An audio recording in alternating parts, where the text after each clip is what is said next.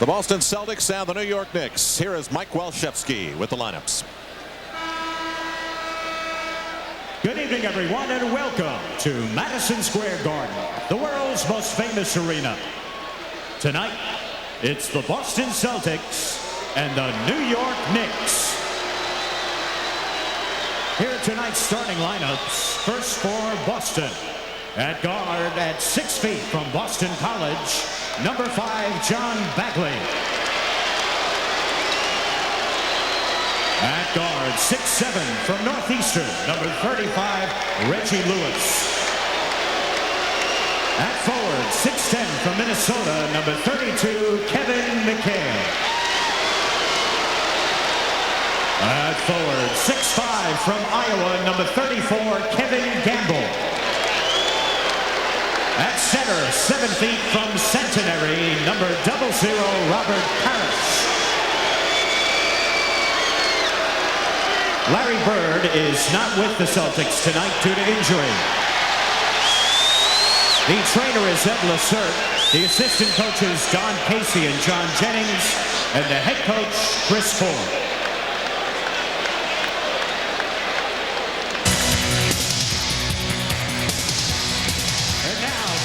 Your New York Knicks. At guard, 6'3", from St. John's, number 13, Mark Jackson. At guard, 6'6", from Tennessee, Chattanooga, number 21, Gerald Wilkins. At forward, 6'8", from Wichita State, number 32, Xavier McDaniel. At forward, 6'9", from Virginia Union, number 34, Charles Oakley. And at center, 7 feet from Georgetown, number 33, Patrick Ewing. The head trainer is Mike Saunders, the assistant trainer, Tim Walsh.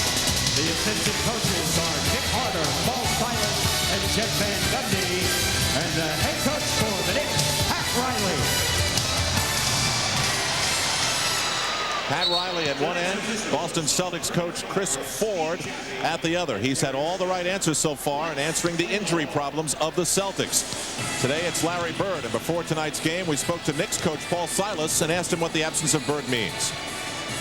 Anytime you don't have Larry Bird, you have to look at the other players as to what they're going to do. Bird is such an integral part of this team. Everything revolves around him.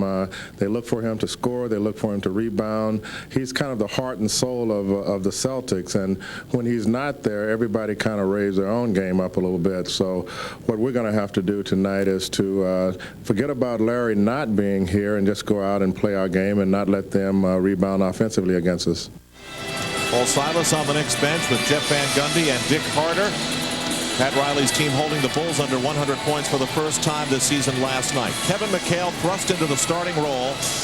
Played last night for the first time since he injured his ankle 9 games prior. And the opening tip, it'll be the Chief and Patrick Ewing.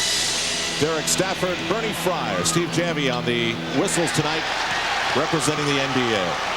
Celtics come in as the second highest scoring team in the NBA behind Golden State, 112 a game. The Bulls were 111, so the Knicks are going to be dealing with a potent offense. Ewing from distance, pulled down by John Bagley, who's played so marvelously for this team. A bit of an explosion down the lane and an awful shot.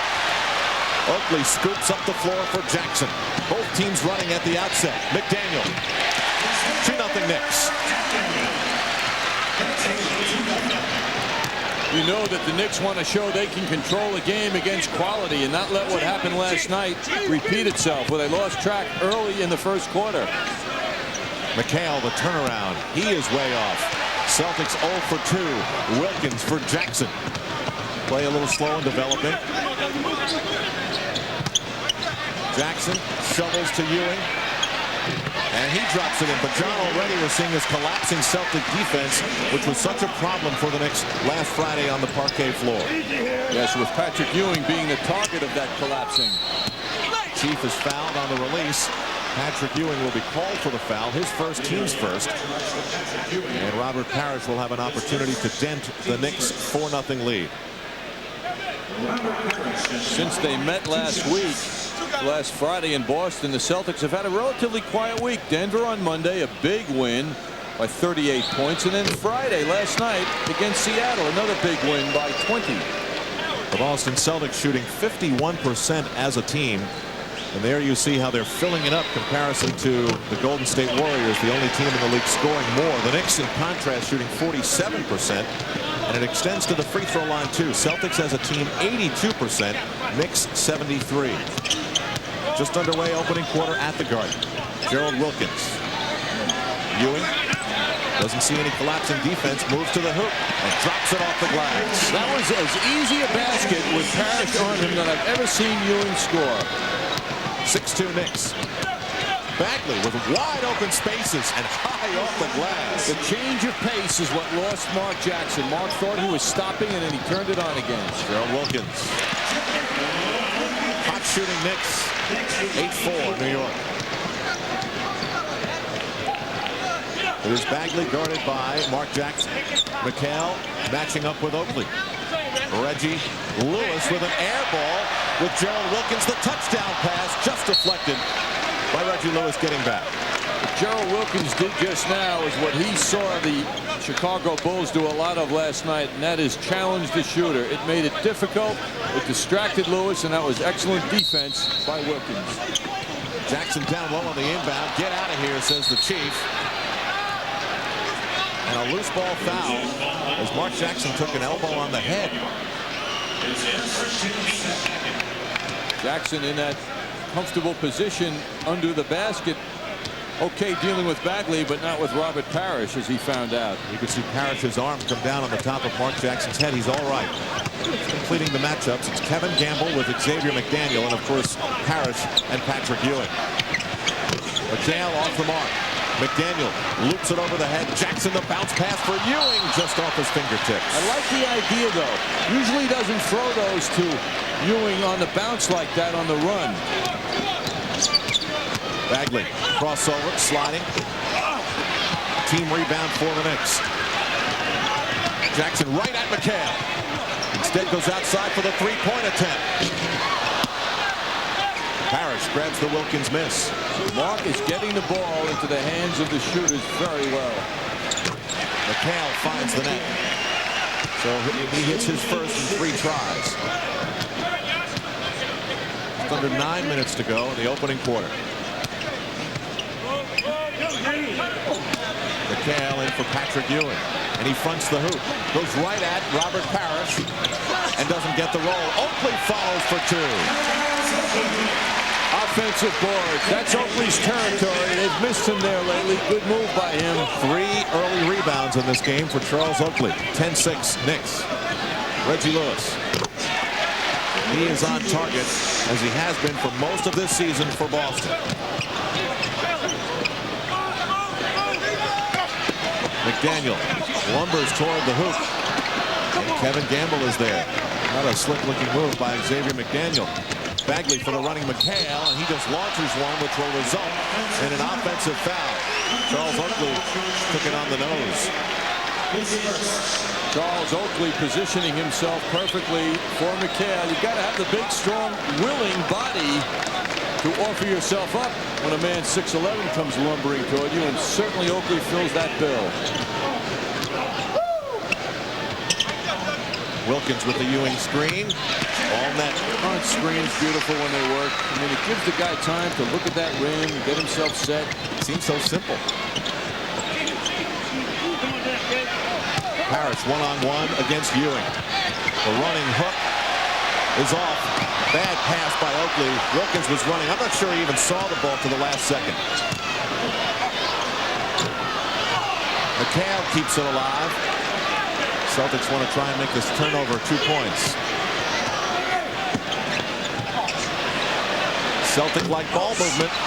Another followed by Parrish.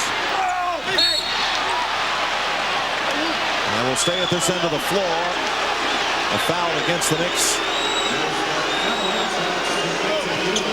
Patrick Ewing called for his second foul. Daniel tried to distract the official and put up his hand to draw the foul himself to save Ewing from getting his second.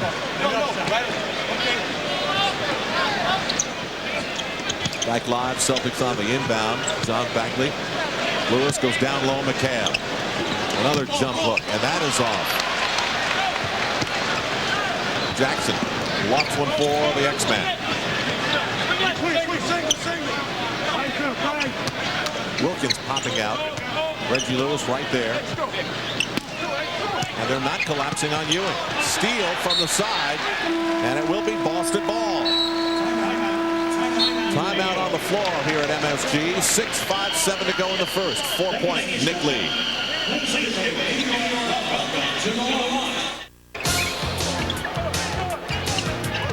Mason over Granholm. Getting possession. Dale Earnhardt moves to the inside. Now he's diving into the pit. Let's go down to Bob. Earnhardt's pulling into the pit. I'm going to try to get a word with him. Dale, why are you stopping at the GM dealership? The fast or free guarantee. Fast or free? Yep, my GM dealer does a complete GM oil change and lube in 29 minutes or less, or the next one's free. Whoop, gotta go. And Earnhardt's back in record time. See Bruno GMC truck sales at 435 Hamilton Avenue and 14th Street in Brooklyn. From the shadow of a doubt Who would leave a path as big as Lee Harvey Oswald? to the darkest suspicions, Nobody's gonna tell me that kid did the shooting job he did from that damn bookstore. one man would make a dangerous journey Don't you think the Kennedy assassination's a little bit out of your domain? looking for the truth. Oswald's been shot! Kevin Costner in an Oliver Stone film. Nothing is going to keep me from my investigation of John Kennedy's murder. JFK starts Friday, December 20th at a theater near you. Come to A&S Plaza this holiday season and help us celebrate the different cultures of New York City. Joy to the world. As part of the celebration of Asian culture, we're featuring free entertainment all week. We're also giving away a fabulous trip to Bali and Lombok, courtesy of Garuda Indonesia Airlines. Stop by any one of the 70 different stores at A&S Plaza and pick up an entry form for the free trip giveaway. Joy to the world. Well, the high-flying Phoenix Suns, 9-0 of late, have sent the Gorilla here to entertain the fans, which reminds us, Al, a real winner knows how to party right. Please use good sense when you drink and know when to say when. A reminder from Budweiser. Are you insinuating, John, that the Gorilla is a party animal? Seems to be that way. Al Trowlergan from Marv Albert along with John Andres, Walt Frazier, Michael Kay, our post-game reporter, also here alongside at courtside of the Knicks. 12-10 now, a 2-point lead with the Celtics coming back just about midway through quarter number 1 here at the Garden. That was Reggie Lewis on a beautiful drive around Anthony Mason. McDaniel the fall away, and that rolls in. McDaniel with 4 points. The number story for the Knicks is Oakley and his 5 rebounds.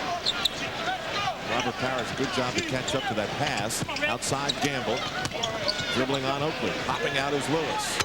Reggie Lewis, who's averaging 19.3 a game, has 6 to lead Boston. Had a quiet game against the Knicks in Boston with 10, then burst out against Denver Monday with 31. 15 out of 19 Lewis hit last Monday against Denver. He's a great scorer. Bad shot by Gerald Wilkins. Didn't seem set. Bagley running the show for Boston. Pulls up and hits. Unguarded. Tries the score at 14. Mark Jackson very, very active as the quarterback of the Knicks here in the early minutes. You don't have to tell Mark that he's been sitting out for most of the 4th quarters of this season. Played only 16 minutes in the game last night, yet had 5 assists. Charles Oakley, a rare stuff opportunity in a setup offense for Charles. Oakley now with 4 points to go with his 5 rebounds. Beautiful move by Kevin Gamble, and the transition hoop hurts the Knicks. McDaniel backing in on Gamble. He is short, gets his own rebound after it was deflected by 2 Celtics, and now fouled on the follow.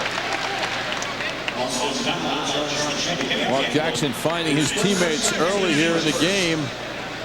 Mark playing catch with Mason, then penetrates, draws the attention, and gives it up to Oakley. Man, when have you seen Charles Oakley get a stuff and a half-court offense? Mark Jackson, by the way, has Timmy Walsh, the Knicks assistant trainer, wearing a pager. just in case Mark's wife goes into labor for the birth of their son or daughter, whatever the case may be. So one or two, constant standby. Yeah, the odds are 50-50. Come to think of it, John. I couldn't resist that. Xavier McDaniel 1 for 5 from the floor last night. He drops them in to give the Knicks an 18-16 lead. McDaniel now with 6 points. That leads all Knicks scores. Celtics. McHale banging in on Anthony Mason, who's checked in for the Knicks. Reggie Lewis from long range, but it is a 2-pointer. Anthony Mason replacing Patrick Ewing for the Knicks. 4:40 to go in the opening quarter. This game is tied at 18. Jackson for McDaniel cutting away. Powerful move down the lane and short with a whistle and a foul. Knicks going to McDaniel early. We can see that happening. He's been out of the offense. Certainly last night he was. In fact, it seemed as though he wasn't even in Chicago last night.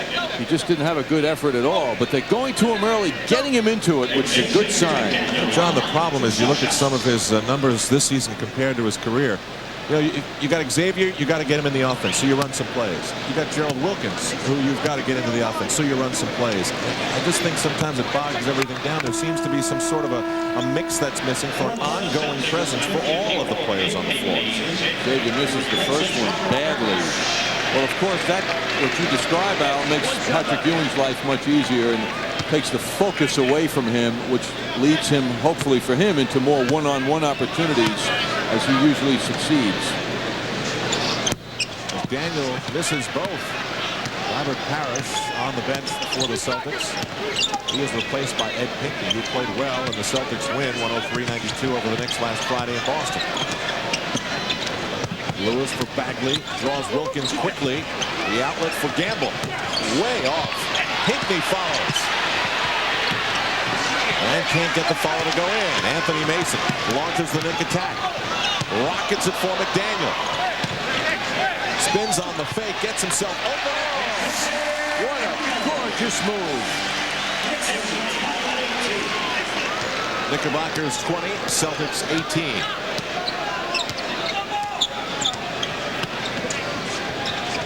John Bagley.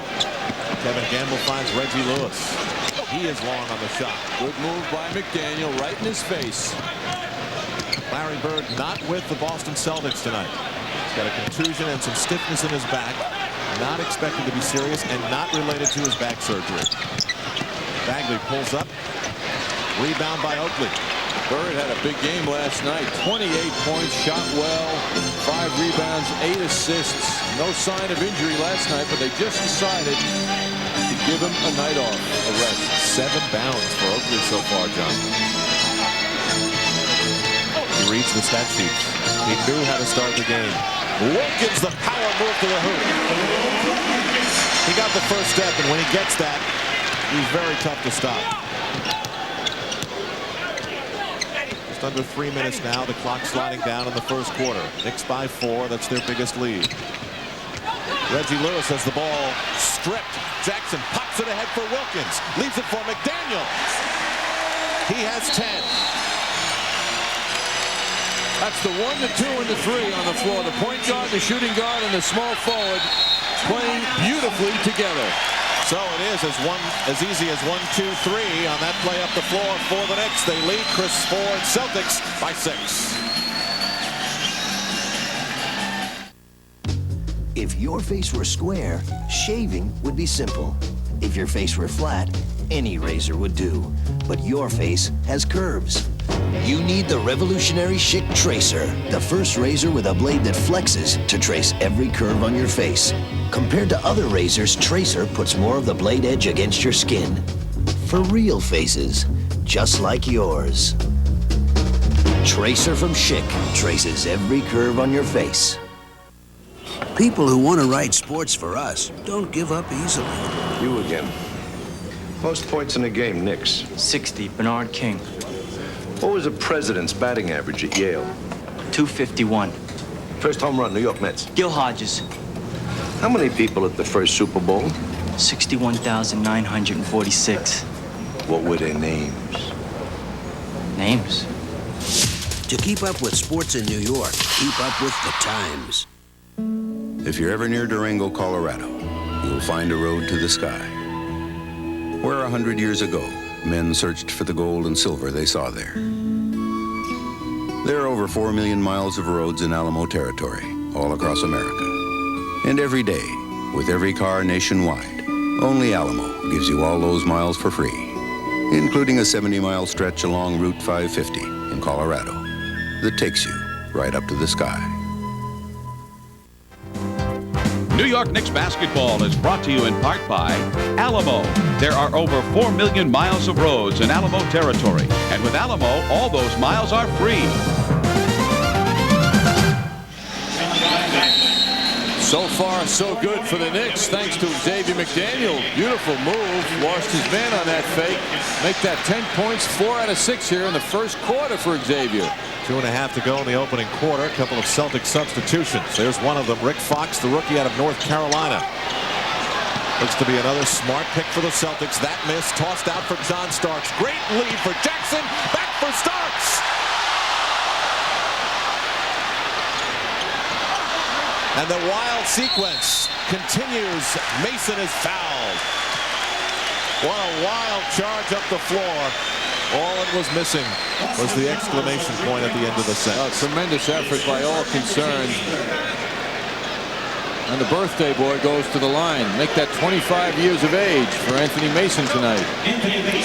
Meanwhile, Oakley with the great pitch out. Starks able to run it down, and Jackson gives it back to Starks. And nobody could get that ball in the hole. At least not from the free throw line. Happy birthday, Anthony. John Andres will be singing the song to him at halftime. McDaniel gets the follow. Well, what a difference with Oakley scooping rebounds, Xavier doing his scoring. I mean, exactly what the definition of each player's game is, and it's both of them are putting it on display. This with Ewing on the bench with 2 quick early fouls. Brian Shaw followed by Fox, and he dribbles it out. Shaw playing in only his 5th game, coming back from a hamstring injury. Reggie Lewis drops in 2 more. Knicks are really pushing it up the floor. McDaniel on the run again. And the foul.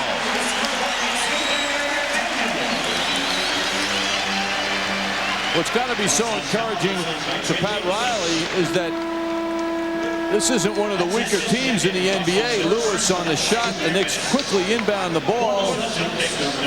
Jackson picks out the running Xavier, who extends nicely and presents a beautiful soft touch. McDaniel's having a heck of a quarter here. Undoubtedly his best of the season against the Celtics.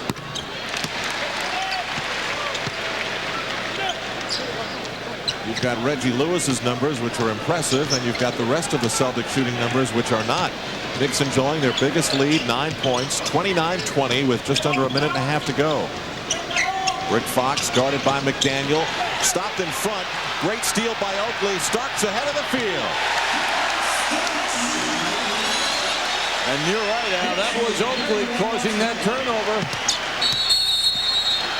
22nd timeout.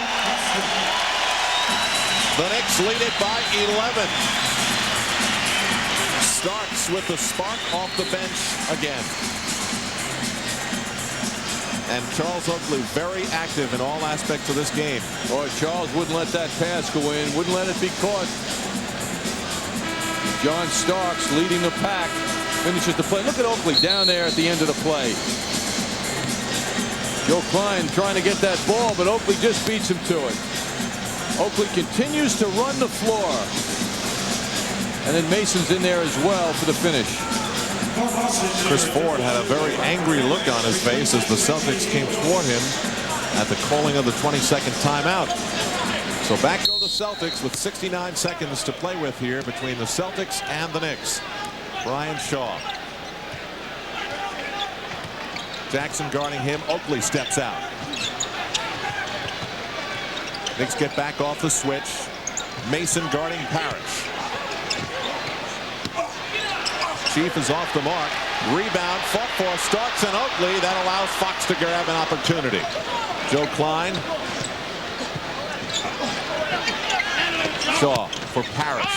Runs into a Knick double team, and Oakley's got the ball with 36 seconds to go in the quarter. Back pass from Jackson. McDaniel sees Mason. Parrish on the Mason miss. McDaniel outscoring the Celtics' entire front line. Here's Jackson challenging the centerpiece of the front line, and Robert Parrish blocks it off the glass. Knicks want a goaltend. None called. Shaw coming up court with the high dribble, no protection from his body, and Jackson seizes that opportunity well. Mark with the look away. Starks gets rocked and is fouled and will go to the line. John Starks hits the first with 17.7 to go. The scoring story for the Knicks favors Xavier McDaniel and his 15 points. Reggie Lewis leads Boston with 10. Knicks on a 15-2 run and lead Boston 33-20. Final seconds of the quarter. Knick defense very, very busy. A foul on Mark Jackson. You know, Al, it's amazing night to night. This team is playing as if they've had plenty of rest. Their confidence level is high. They don't look anywhere near like the team that opened up the game in Chicago last night. Nothing resembling that same team. That's the end of the first quarter. And the fans here at the Garden like what they see. After 12 minutes, it is the Knicks 33, the Celtics 20. The X-Man with 15 points to lead everybody. Hi, I'm Greg Anthony of the New York Knicks, and you're watching MSG Network, best in the game.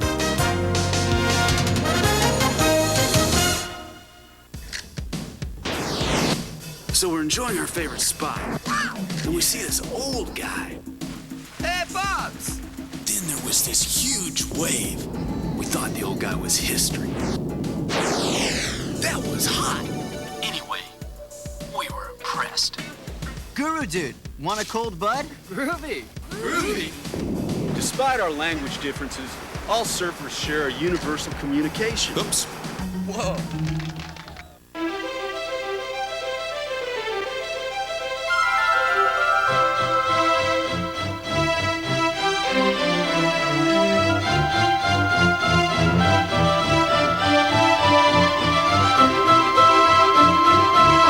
The all-new 1992 Toyota Camry. It's a holiday gift fit for the whole family that the whole family can fit into.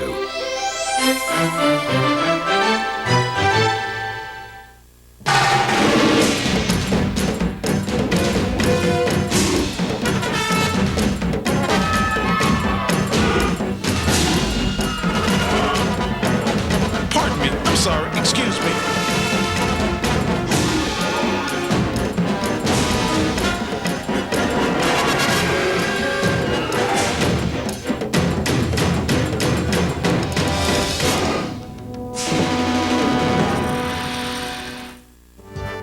New York Knicks basketball is brought to you in part by your Tri-State Toyota dealers. I love what you do for me, Toyota. And by the people at Nike, who encourage you to just do it. Tom Heinsohn and Bob Cousy broadcasting tonight's game, comprising the only Hall of Fame broadcasting duo in the NBA. Now, Bob Cousy has embarked on a new career. He has a card collection, 25 cards detailing all the big moments in his life via the photograph. There you saw Bob at birth. We'll get back to this story in just a moment. There is a foul as we begin the second quarter play here. Celtics trailing the Knicks by 13. Now, sort of in competition, I guess you'd say, John Andres has his own NBA hoops card, but not thinking of competition, more in the lines of spirit of youth, trading one card for another. Here's this moving ceremony before the game. John Andres getting the Cousy card, and of course responding in kind to Bob Cousy. Bob looks thrilled. John, he's not. Blew me off. Rebuffed. Blew me off. Wasn't impressed. He was holding out for the Honus Wagner card, John. I can't blame him. Bob Cousy is a true hoop legend. I'm a legend watcher, Al. Knicks 33, Celtics 22. Al Trautwig for Marv Albert along with John Andres. John Starks. What a run to the hoop down the baseline. Starks with 6 off the bench. Xavier McDaniel with 15. Kevin Gamble guarded by Starks outside. Shaw guarded by Jackson. Robert Parrish picked up by Oakley. Robert Parrish drops it in. He has 4.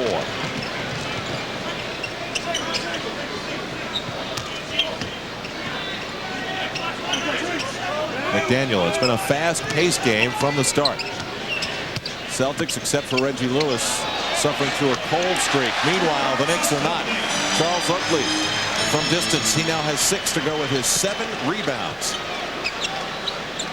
Robert Parrish again guarded by Oakley and again successful to the hoop. How about that move for the oldest man in the NBA?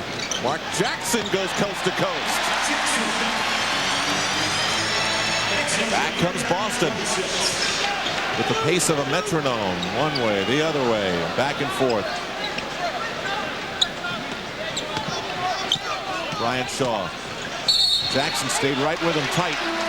And it'll be Nick Ball. Nick Shaw stepped out of bounds. Good defense by Jackson, who did not allow that baseline for Shaw. Now Pat Riley goes back to the Knicks' center of attention, Patrick Ewing, who had plenty of time to rest with his 2 early fouls. Interesting to note that while Patrick was on the bench, the Knicks were able to expand their lead. Mark Jackson sits. Greg Anthony will take over the point. Anthony guarded by Brian Shaw. Starks. With enormous confidence, John Starks lets it go. Rick Fox got decked in that play, and the official noted it. Brian Quinnett, who was one of the primary players in the Knicks' many comebacks in the second half, checks in. Last night, Quinnett 3 for 4 from downtown. He had 13 points, shot 5 of 10. McDaniel leaves the game after committing that foul on Fox. A well-deserved rest for McDaniel. Well, sensational game for him so far. Mason up front with Quinnett, Ewing, Starks and Anthony at the guards. Rick Fox off the mark again. But a steal on the inside for Ed Pinckney, blows the layup. Mason for Anthony. 12th pick in the NBA draft by the Knicks. For Ewing, slapped away by Parrish. Second time. Fox cuts away from Mason. Showing fine dribbling. Shot deflected that time. Gamble attempted it. Didn't see who blocked it. Greg Anthony skied up for that one. Starks fakes the 3. And meets up with Brian Shaw, who fouls John Starks. Knicks by 15 and a chance for more. Take another look at that good defensive play by Greg Anthony. Fox pushes that ball to the corner, and Anthony gets way up in the air. Gets a piece of that Gamble shot attempt. Well, with Patrick Ewing out for his last several minutes until he returned a moment ago, the Knicks have expanded a lead, Al, to 16 points now. 17, John. Kevin McHale checks back in for the Boston Celtics, as does John Bagley. He has the basketball right now. So it's Parrish up front with McHale and Ed Pinckney. Brian Shaw and John Bagley at the guards. Starks and Anthony go up against that duo. McHale pestered. Bagley is open, fakes the shot. Shaw will take it. Loose underneath and a foul against the Knicks. What an opportunity for Brian Quinnett tonight. Quinnett played in Chicago last night, and Pat Riley was searching around for people who could contribute on that front line, and he had a fine game. 19 minutes, 13 points. Made 5 out of 10, including 3 3-point shots. And that's the man who did not play last night, Kiki Vandeweghe. But Quinnett has another opportunity now with playing time to show that he can be somebody Pat Riley can rely on. Kiki Vandeweghe, when the season started, was projected to be a 6th man of note for this Knicks basketball team. Right now, in terms of minutes, he is the 9th man, averaging just about 11 minutes a game. He was out all by himself, 11 o'clock this morning, stays after practice. He's working on his shot, which admittedly has not been as sharp as it has been in past years for Kiki. 10 on the 24 for the Knicks. Patrick Ewing spins on a beautiful move, followed with the slam. Well, the youth escaped the hold of Robert Parrish rather clearly. On defense, it is Ewing against McHale. McHale finds Bagley wide open, and Bagley answers for Boston. 45-29, Knicks.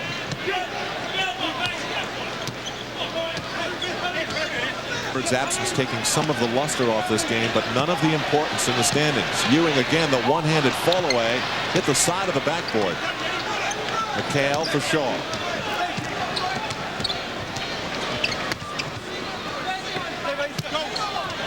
Shaw for Pinckney, and the running move falls with the foul. Very solid move by Easy Ed Pinckney. Going across the middle, going into traffic, and then pulling away from the traffic.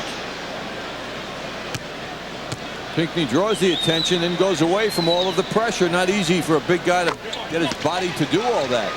Pinckney completes the three-point play. He's enjoying a good stretch. His wife gave birth not too long ago to a baby for that couple, and he has responded by doubling his numbers of the first 16 games over the last 4. So far for Boston tonight, he has 4 points and 3 rebounds. Greg Anthony down low for Ewing. Rebound by Shaw. Lovely pass by Anthony. McHale for Parrish. The spin is in. Boy, what a fluid motion that was from McHale to Parrish. And a timeout by the Knicks. Their lead has fallen to 11 with 7:25 to go. She doesn't want to go back to work for a while. She likes staying home with the baby. How old's the baby now? She's 2 months old tomorrow. I swear she's a genius. Yeah, no catchy jingles. Look. No images of snow-capped mountains. She got lucky, I guess. No rock stars. You want another Heineken? Yeah. No sports stars. You know, I've been getting about None of that is what made Heineken the #1 imported beer in America. So you like being a dad? I wouldn't trade it for anything. You gotta try it. You sound just like my in-laws.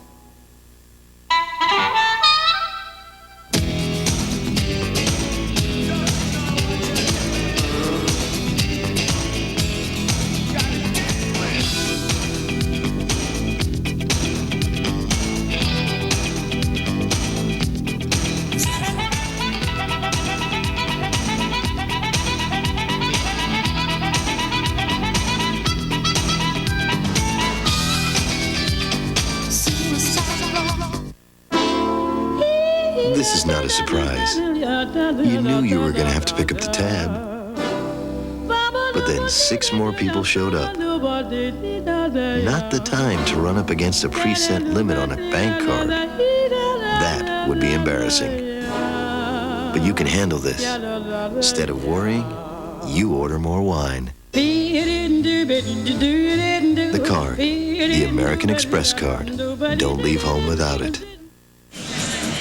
We'll take a look at the Toyota matchup right now. Usually involves the big people when you talk about Boston and the Knicks. And Patrick Ewing and Robert Parrish going at it early in this one. Pretty solid. Patrick with a beautiful spin move. Boy, he surprised Parrish. Parrish at the other end will get this beautiful touch pass from his teammate Robert Parrish. Right up with it. Perfectly done off the backboard. Last week in Boston, Ewing outscored Parrish 28-18. Parrish got great support as the Celtics won that one. Anthony Mason up front with Patrick Ewing and Brian Quinnett. It is Ewing with the ball. Anthony and Starks at the guards. Ewing moves on Parrish and finger rolls it in. Patrick, it seems, taking a bit of a different offensive tact against Robert Parrish than he might against so many of the other centers he faces on a nightly basis.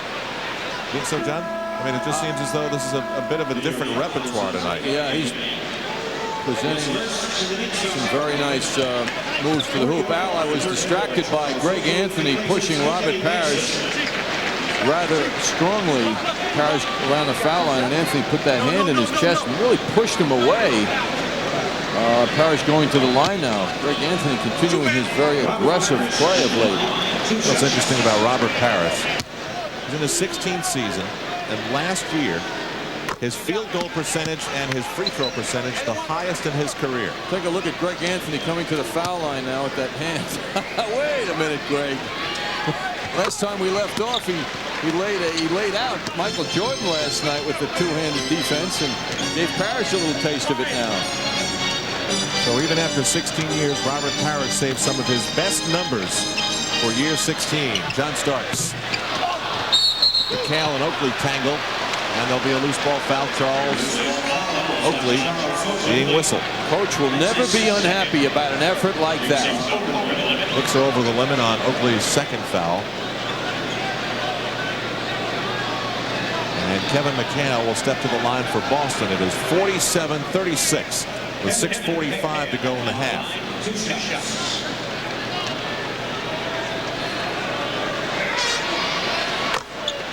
McHale, like Parrish, has been in the league more than a decade. This is 12th season as Xavier McDaniel replaces Brian Quinnett. And throughout his 12 years, Kevin McHale has averaged from the field making 56% of his shots. One of the most, I should say, one of the top shooters in NBA history. And he takes more than his share of turnaround jumpers. It's not all layups. Greg Anthony on the right spin.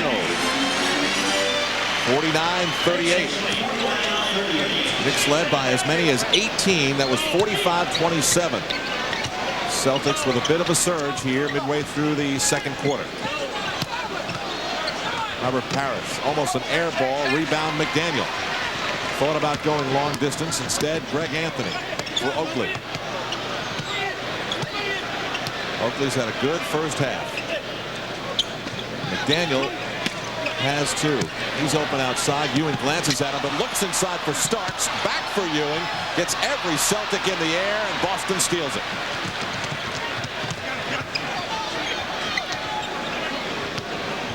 Bagley cuts around through traffic, leaves it for Pinckney. Rejected inside by Ewing. And Pinckney gets his own follow. Very impressive.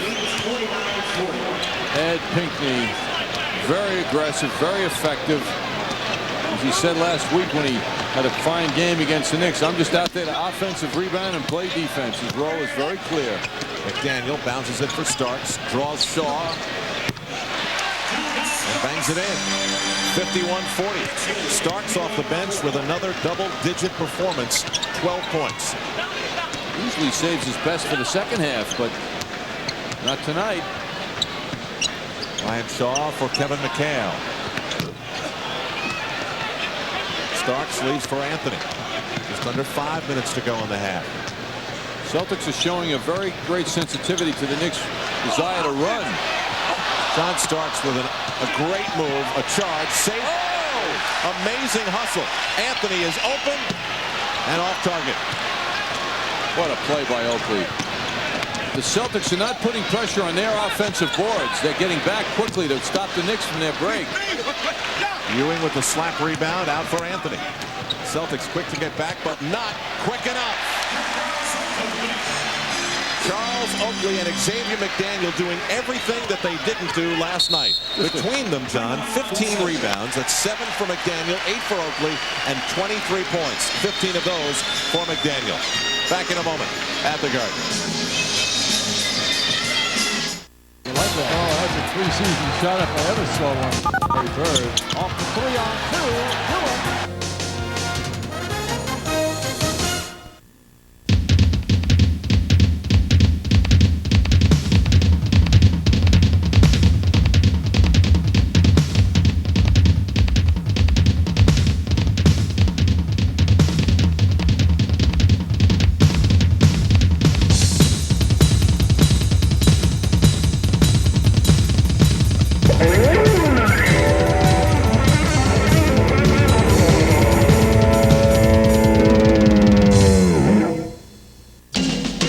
He's a private detective who's run out of luck.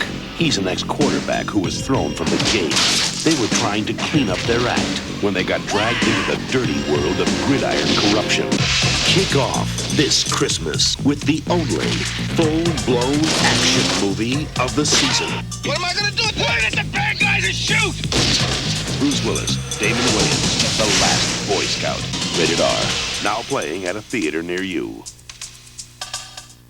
I love shopping for home electronics, but I hate the way those dealers treat you. Try Capital Audio. I'm a person, not a number. Try Capital Audio. Quality name brands, none of this gray market stuff. Capital Audio. Come to Capital Audio and Electronics and experience the wonders of Sony digital audio technology, Sony home and portable DAT, 5 and 10 CD changers, and more.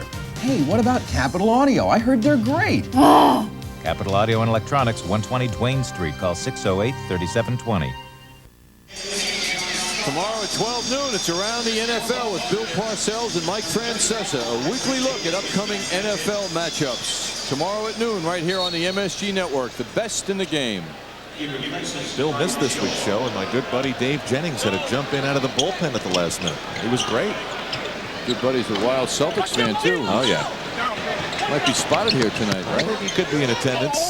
Patrick Ewing with a monster rejection of Ed Pinckney. McDaniel with another rebound. That is 8 to go with his 15 points. Ewing also with a good box out of McHale. The Knicks front line is really doing a number on the Boston Celtics, and instead of it being Patrick Ewing, it is the X and O factor.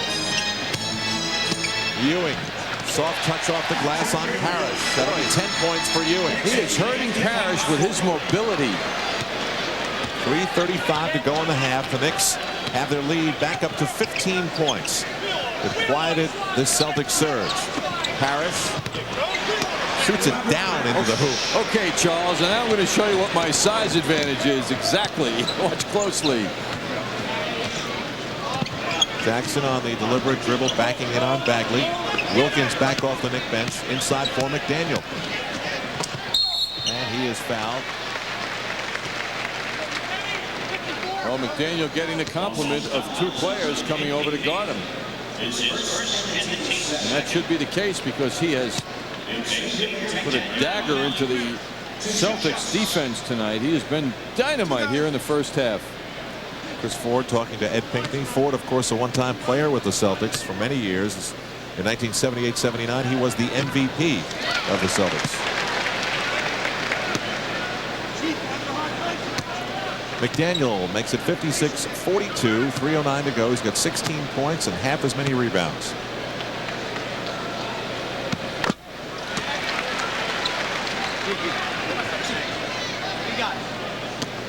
Bagley on the inbound. That's 17 now, of course, for McDaniel. Bagley for Reggie Lewis popping out. And he is off the bench, picking up right where he left off. Lewis on the intercept. Charles Oakley. And 4 quick points for Reggie Lewis.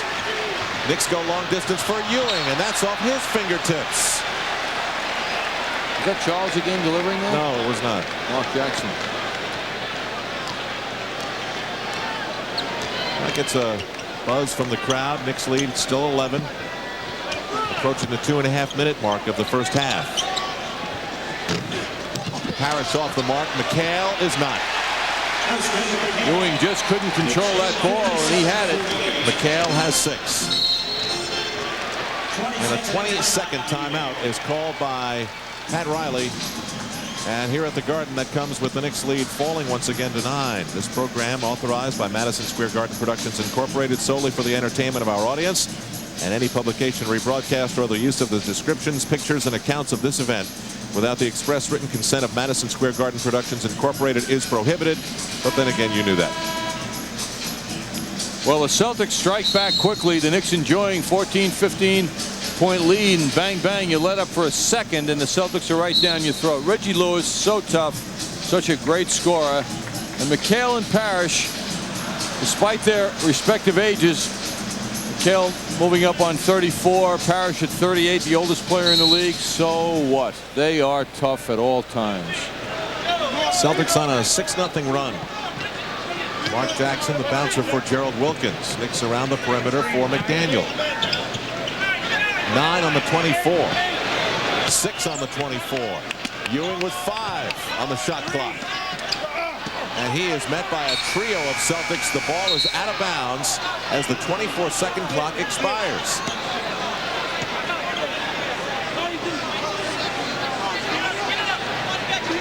They have not posted any time on the 24-second clock. And the officials are conferring about that fact. What do they do, John? 1 second? That's what they've done.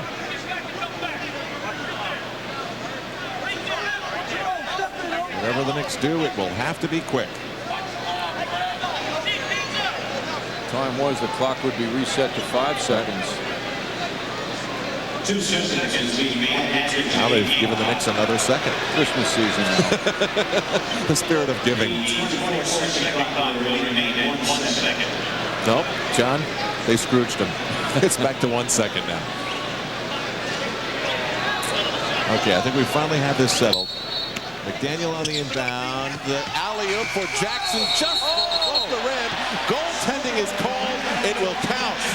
What a great play. That was all done with eye contact. You know, everybody's thinking it's Ewing on the alley-oop, and it's Mark Jackson, the shortest Knick on the floor. Knicks lead back to 11. Reggie Lewis for McHale. Looking over his shoulder for someone cutting through.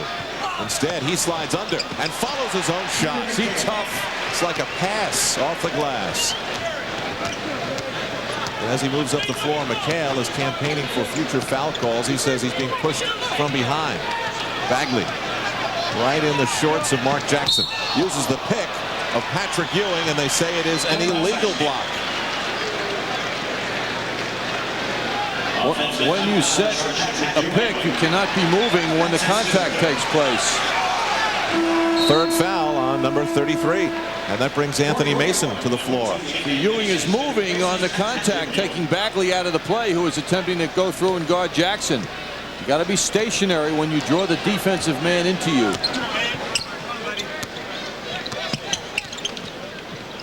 Bagley for Lewis, and we've got a foul on that play in the corner. Gerald Wilkins not happy about the whistle. Kevin McHale complaining about a call he didn't get. The Knicks huddle up on the free throw line. Foul on Gerald Wilkins, his first, and that sends Reggie Lewis to the line. Lewis, the 22nd pick in the '87 draft. He gets the roll on the first. In the time he's been in the NBA, he has constantly improved his free throw shooting from 70 to 83% last season, and his field goal shooting from the floor, improving it from 46 to just under 50%.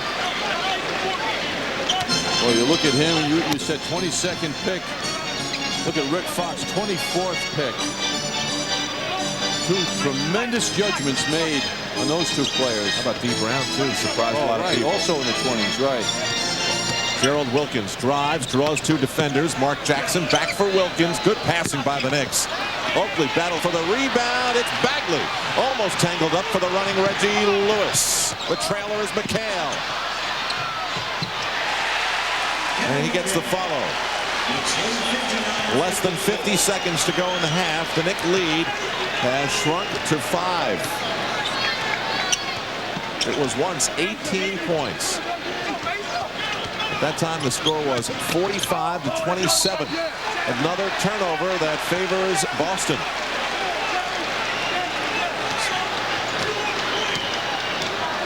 .30 seconds to go. Lewis draws a crowd, doesn't care. Pinckney gets the offensive rebound. Celtics work it around. It's the open man, or at least he was. McHale, another follow, and as he falls down, launches it up. 15 seconds to go. Jackson stutters, rolls, drops it in. 7-point lead.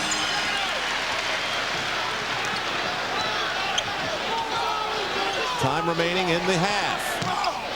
And that should do it. The Celtics are screaming for a call. I guess they feel they should have gotten, but didn't. With Larry Bird watching back in Boston, the Knicks lead the Celtics after one half, 61 to 54. I'll join Walt Frazier for all the highlights. But first, Bob Page is at the sports desk, and he'll bring you completely up to date in the world of sports. We'll be back to the Garden in a moment.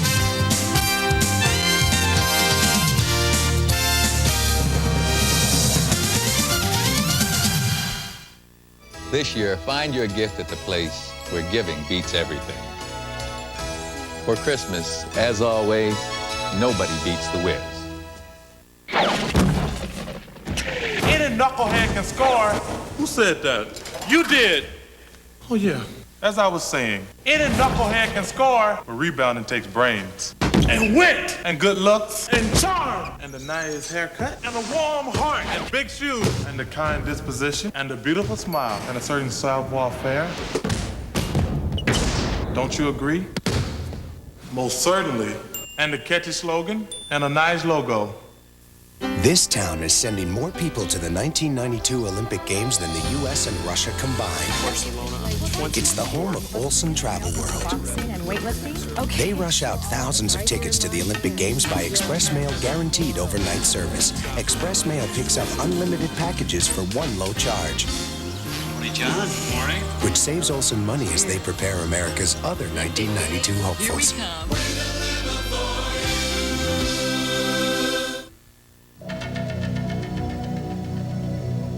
The earth, nature's gift. It's there for you to use to do something healthy. To keep yourself in balance. And there's always Evian natural spring water from the French Alps. Another of nature's gifts you can use to do something healthy.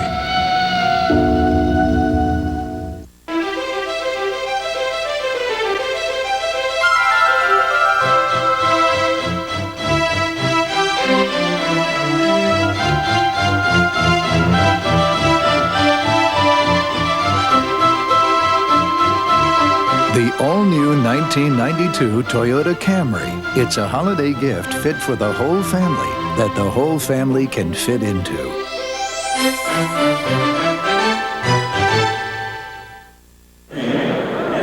The Knicks led by as many as 18 points, but the Celtics charged back in the second quarter, and the standing right now at halftime is 61-54, favoring the Knicks. Still to come in our halftime report. Walt Frazier will be along. We'll have highlights. We'll tell you who scored how many. A big first half for Xavier McDaniel and Charles Oakley. But right now, Bob Page is standing by at the sports desk downstairs. Bob? Thanks, Al. The Nets, their heads no doubt still spinning from that amazing 40-point victory over Denver the other night, have, shall we say, come back down to reality this evening against lowly Charlotte. They trail at home 51-49. That's an update now at halftime. Nets blocked an NBA record 22 shots against Denver, have 10 so far tonight. Rafael Addison swatted that one away. Kenny Anderson to the layup, but Alan Bristow and the Hornets trailed by only one after the first. Early second stanza. Del Curry with a rebound to Kenny Gaddison, who lays it in. Charlotte led by a point. Now, it's Gaddison with a nice pass down low to Larry Johnson. His hoop part of a 10-2 run that gave the Hornets a 3-point lead. Again, Charlotte leads by 2 at intermission. If you missed the news from earlier, Kareem Abdul-Jabbar told CBS Sports today that he is thinking about making a comeback. Despite all the rumors that Jabbar is in dire straits financially, he denies doing this because money is the motivation. Jabbar says he simply wants to make a statement about the plight of Magic Johnson. It's embarrassing. Jabbar was asked if at age 44 he has anything left at all.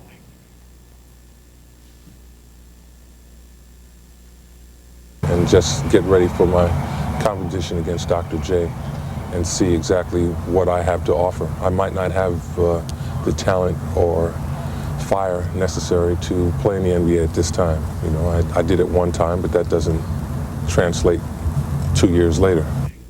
In college basketball tonight at the Knickerbocker Arena in Albany, St. John's blowing Manhattan out by 20 at halftime. This afternoon, Seton Hall took a Meadowlands 66-44 victory from St. Peter's. And tonight on Rose Hill, Iona beating Fordham 28-23, also at intermission. I'll have more right after these messages.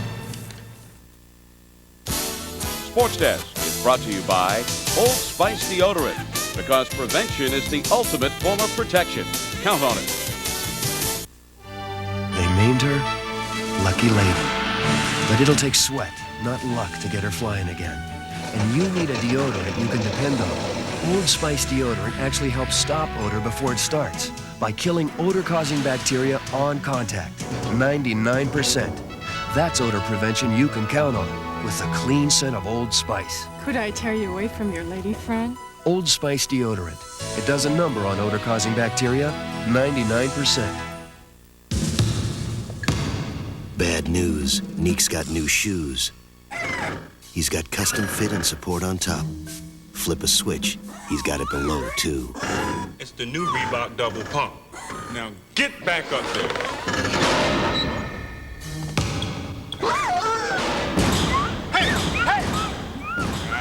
The double pump. Pretty scary, huh? Hey, get back here, man. Sports Desk is brought to you by Reebok, who reminds you that life is short, play hard.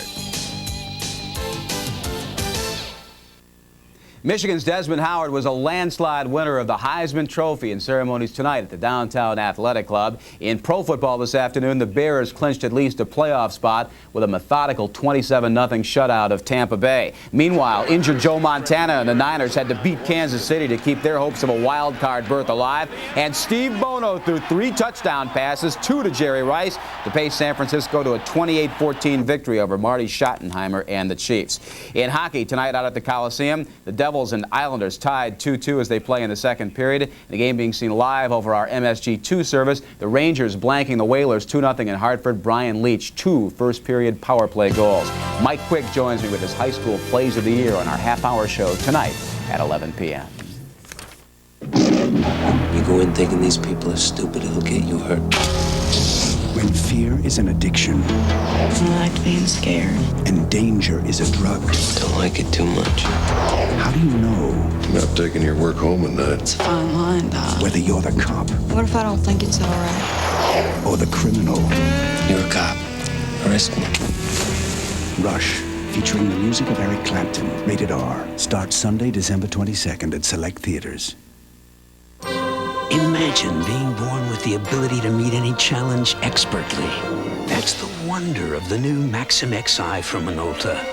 With the experience of professionals programmed right in, it responds to any change of speed, or light, or distance automatically for ultimate performance.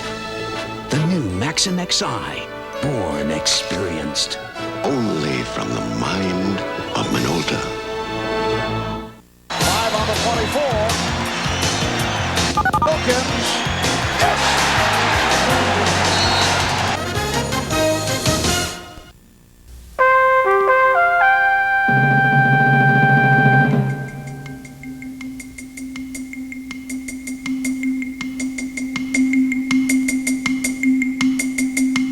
Paragon Sports, Manhattan's only authorized Precor dealer, with the largest selection of quality fitness equipment in New York City. Tomorrow's equipment today, Paragon Sports, 18th Street and Broadway. I love this city, the sights, the sounds. That's why I shop at Sound City. They blow you away. Just imagine TVs, VCRs, camcorders, Walkmans, anything you want at great prices. Turn your living room into a personal cinema with an RCA home theater with dual stereo sound, or see the color on a big screen TV from 27 to 52 inches. Then make yourself a star with an RCA Pro 8 camcorder, the hottest thing to hook up to a Performance Series VCR. That's right, Sound City, where you can always talk to the boss. It's electrifying, yes? When the score was 45-27 in the second quarter, the Knicks led by 18. Their lead here at halftime at the Garden is 7 as the Celtics close out this first half with a roar. The leading scorers are brought to you by your Tri-State Jeep and Eagle dealers, Advantage Jeep and Eagle. Xavier McDaniel sizzling, 6 of 8 from the floor and 8 rebounds to go with those 17 points. Other than that, Patrick Ewing got in early foul trouble, had 10. John Starks, another great game off the bench, 10 points on 4 of 8 shooting. Meanwhile, the Boston Celtics are led by Reggie Lewis. Didn't miss many, 7 of 11, 16 points. Robert Parrish, a fine first half, 4 of 11 though from the field, 12 points, 4 rebounds. McHale started in place of the injured Larry Bird and delivered 10 points, also hitting only 4 of 13 from the floor. Joining me is Walt Clyde Frazier. And Clyde, I think really this is not unexpected to see the Celtics come back. I mean, really, you were looking at numbers early in the game that were just not the way this team plays. Low shooting numbers I'm talking about. And when a team puts up a 51% number on the entire season, you have to think they're going to come back, and they have. Yeah, they were playing like they were without their leader, which they are. Bird is not here. But the Knicks defense was swarming them out, forcing them out of the offensive rhythm. But then they settled down, started to hit from the perimeter, especially Reggie Lewis, so they're back in the game. All right, we'll take a look at some some of the highlights in this one. We'll start things off with Xavier McDaniel, but first let me tell you the highlights are brought to you by Minolta, creators of the world's most responsive SLR cameras, the new Maxim XI series. Speaking of X, here he goes. He was great at the start, Clyde. Yeah, he's been exhilarating tonight. The X-Man. So that was Reggie Lewis. Watch the splendid pass by Oakley to Jackson. So the Knicks transition game has been superb, and the X-Man has been the beneficiary of some nice dishes by Jackson. Now, when Mark Jackson was in the game, he played with a lot of special fire, really quarterbacked this team well, finished off with 6 points, and here he is involved with a little extracurricular activity. Yeah, a nice dish up to Gerald Wilkins, who found the X-Man again with the sweet stuff. That's 2 of his 17 points that came the easy way. John Starks, just another great first half. Yeah, people want to know if his devastation is an aberration. I don't think so, folks. I think he's on the threshold of greatness. Now, the only man who kept the Celtics in this game at all in the early going was Reggie Lewis. Yeah, the sweet shooting Reggie Lewis, 6'7", 195 pounds, a body that's made for speed. This time, wheeling and dealing inside off the glass. Okay, that'll conclude our halftime report here at Courtside. Walt Frazier will be back with us in our post-game report, so Michael Kay for that matter. I'll be back with John Andres as the second half gets ready to go. 61-54 Knicks.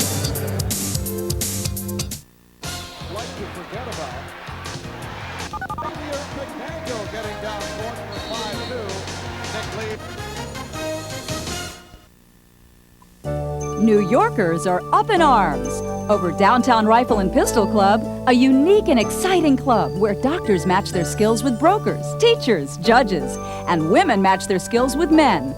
The most sophisticated shooting range in New York, new pool room, cushy TV lounge, and complimentary buffet. Come by for a tour and ask about our trial package. Our instructors can help you start or improve your skills. Come on, take your best shot at Downtown Rifle and Pistol Club.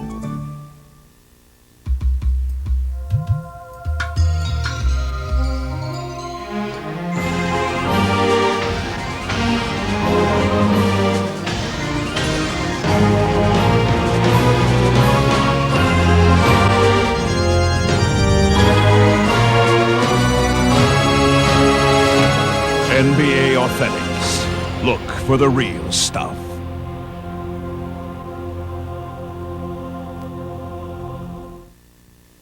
Suppose you gave a party and 750,000 people showed up. It happened last August 15. Still crazy after all these. Paul Simon's Concert in the Park. The new home video, double CD and cassette from the historic Central Park concert. Performing his greatest hits of the last 20 years. Paul Simon's Concert in the Park. Available on Warner Brothers cassettes and compact discs and Warner Reprise video cassettes and laser discs.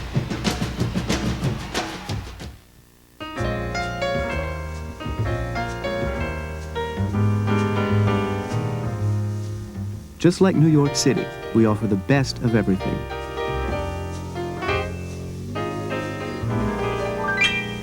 The best merchandise, the best selection, at the best prices.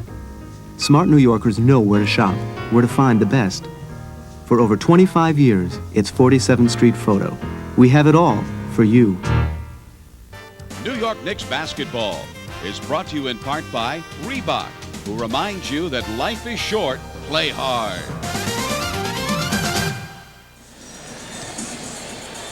The second half will get started in a moment, but first, a very important award at center court. Vice President for MetLife will present the first MetLife Nick of the Month award of the season.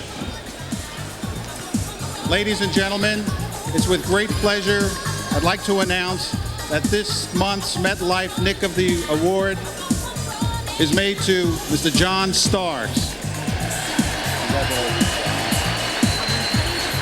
In addition to the award, Metropolitan Life will donate $1,000 in John's name to his favorite charity in the amount of $1,000.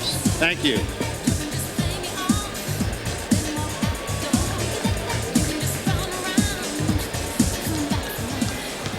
Well, John, his career has gone rocketing upwards. Here he is, the Nick of the Month.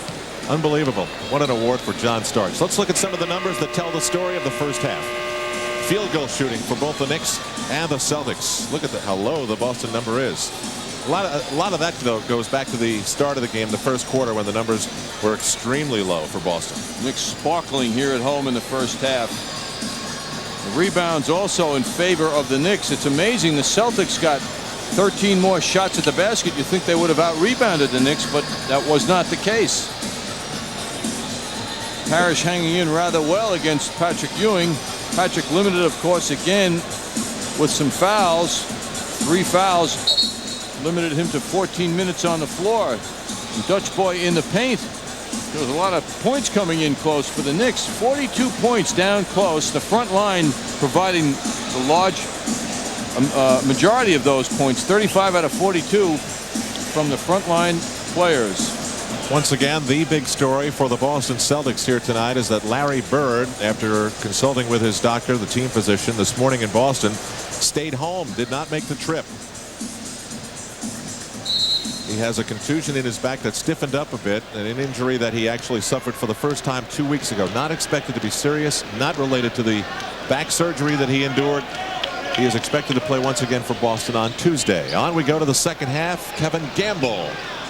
That one a little too hard, and there's Kevin McHale with another follow, and it is 61-56, a 5-point Knick lead. McHale's long arms are always a problem, and he has great timing. Mark Jackson starts it off for the Knicks at the point. Up front, McDaniel with Ewing and Oakley. Gerald Wilkins completing the starting 5. Wilkins. What a look from Jackson after a double spin move. Reggie Lewis on the transition for Boston.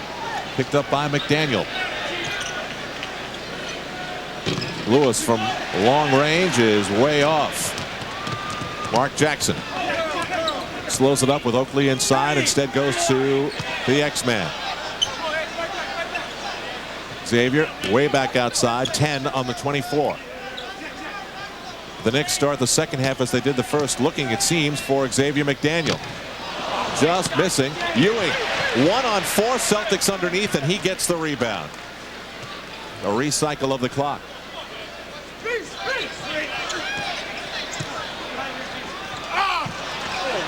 That one is stopped. 3 times tonight, Parrish has tied up Patrick as he's driven to the basket. All alone is Robert Parrish because Ewing got tangled up at the other end. Well, more importantly, his teammates didn't respond and look for Patrick and understand that he needed help. The Knick lead is 5. The Celtics with twice as many offensive rebounds as the Knicks. 15-7. Jackson for 3. Short. Bagley gets the bounce rebound. Spins on Jackson, who's right there with him. Good defense by Mark. But Bagley slides inside. No one boxed him out, and he gets the follow for 2. Oakley did all the hard work, too, setting himself up. It is a disheartened Pat Riley pacing the sidelines in front of the Knicks bench.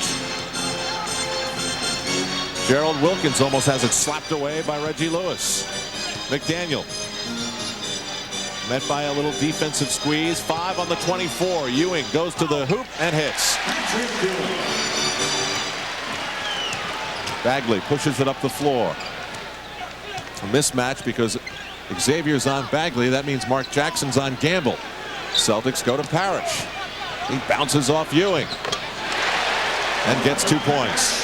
So tough. Robert Parrish has 16 points. 3-point lead again.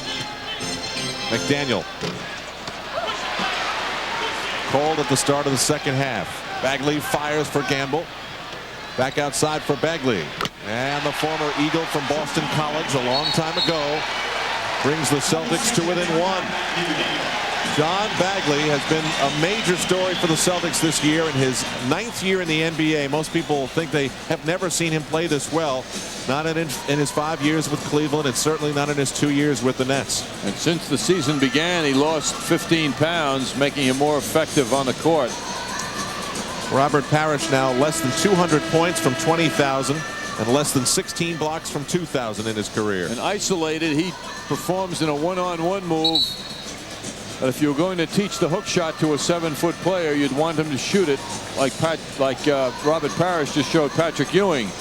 The Knicks now not able once again to go into a funk because the Celtics at the earliest opportunity just come running, and they've run right into a 28 now, a 22 to 8 run. That's since the Knicks led at 57-42.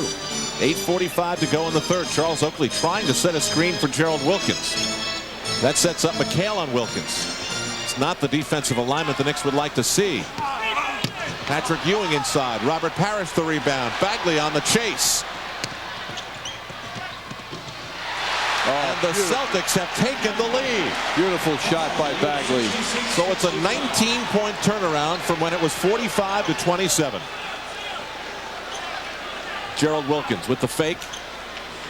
Over Parrish. May have got a piece of it.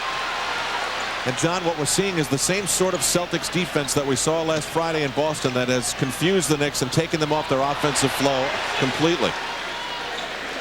McHale for three.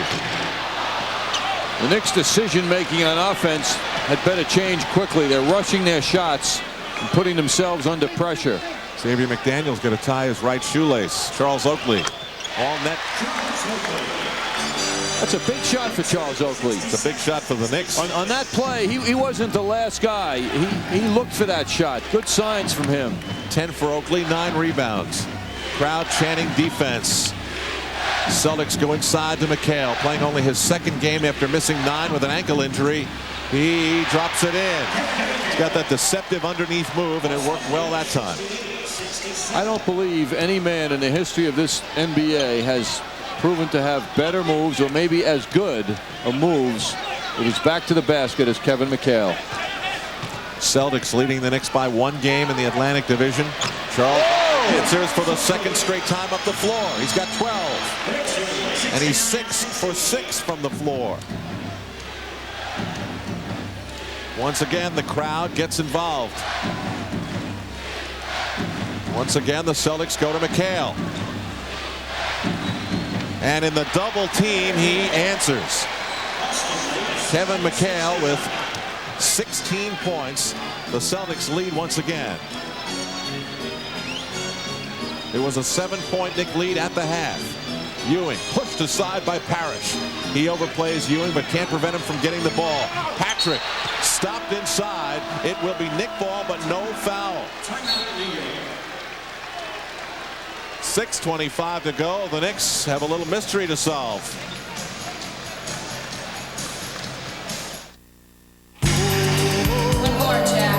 Most guys kick back on the weekends. Jack, on the other hand, good. So, how do you feel? Ready to rock and roll.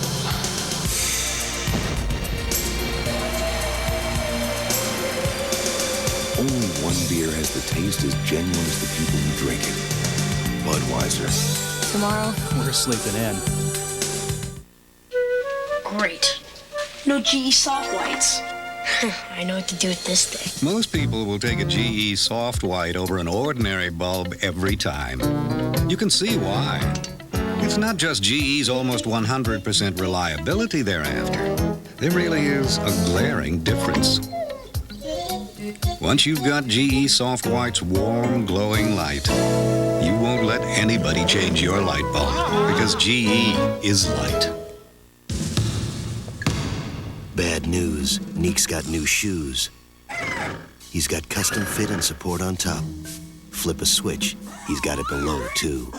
It's the new Reebok Double Pump. Now get back up there.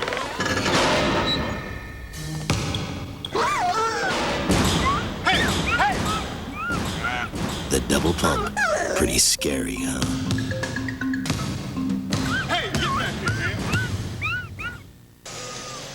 Last night at Boston Garden, a very special moment in the history of the Boston Celtics franchise. The 16th time that a number has been hoisted to the rafters. Number goes to the rafters.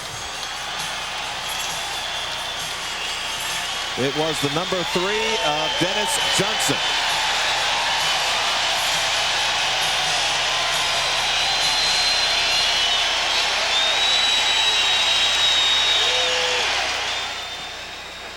$16 numbers now retired for the Celtics. Red Auerbach, Roller Brown, Bill Russell, JoJo White, Bob Cousy, Tommy Heinsohn, Satch Sanders, John Havlicek. Dave Cowens, Jim Luskatoff, Don Nelson, Bill Sharman, Ed McCauley, Frank Ramsey, Sam Jones, and Casey Jones, all represented in the roof of Boston Garden. Mark Jackson on a splendid drive gives the Knicks a 1-point lead. John Starks off the bench, and the Knicks could use a little infusion of something on the offense. There's Starks way above the rim for the rebound. The Knicks lead it by 1, just under 6 minutes to go in the third. Starks started by Lewis inside for Patrick Ewing. Ewing looks for Jackson on the run, launches it up, and a rebound deflected by Reggie Lewis. It will be Nick Ball. It is interesting to note that the Knicks have had the most success tonight when Patrick Ewing hasn't been in the lineup. That was back in the second quarter when he was on the bench with foul trouble. The Knicks built up an 18-point lead. He came back in, things changed. It's a strange tempo that has affected things, and Patrick somewhat affected by the 3 fouls he had in the first half, but the Knicks need him on the boards. He's only got 3 rebounds thus far. Reggie Lewis short on the turnaround. There's the swoop to the hoop by Robert Parrish to grab that rebound. Bagley deflected by the Knicks. Ewing, Mason, Jackson, Starks, and the foul.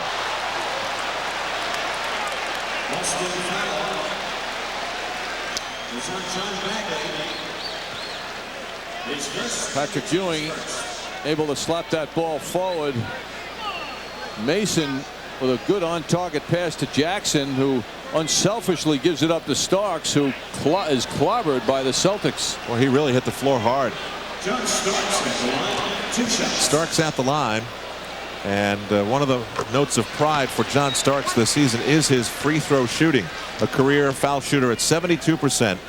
He's at just under 83% for the year. It's 74-70 Knicks. 5 minutes to go in the third. Whistle at midcourt. Mark Jackson called on the foul.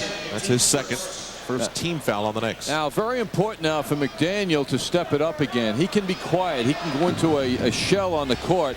And he had such a tremendous first half. His best half of the year with 17 points. And no points thus far in the second half for Xavier McDaniel. And Ewing hasn't been his real takeover self. So they need scoring out of one of those two, if not both of them, because Mason is dependent upon for defense and rebounding, not scoring. Anthony Mason tangles up with Kevin McHale. A little too much went into that tangling, and so he's called for the foul. Knicks not over the limit. Celtics on the inbound. Gamble for Bagley, guarded by Jackson. Gamble guarded by McDaniel. Parrish with Ewing. Starks with Lewis. McHale with Mason. Bagley looks inside. It's a little too cluttered up. 10 on the 24. Chief deflected by McDaniel. Starts the outlet. Cross the court for Jackson. Behind the back, X-Man.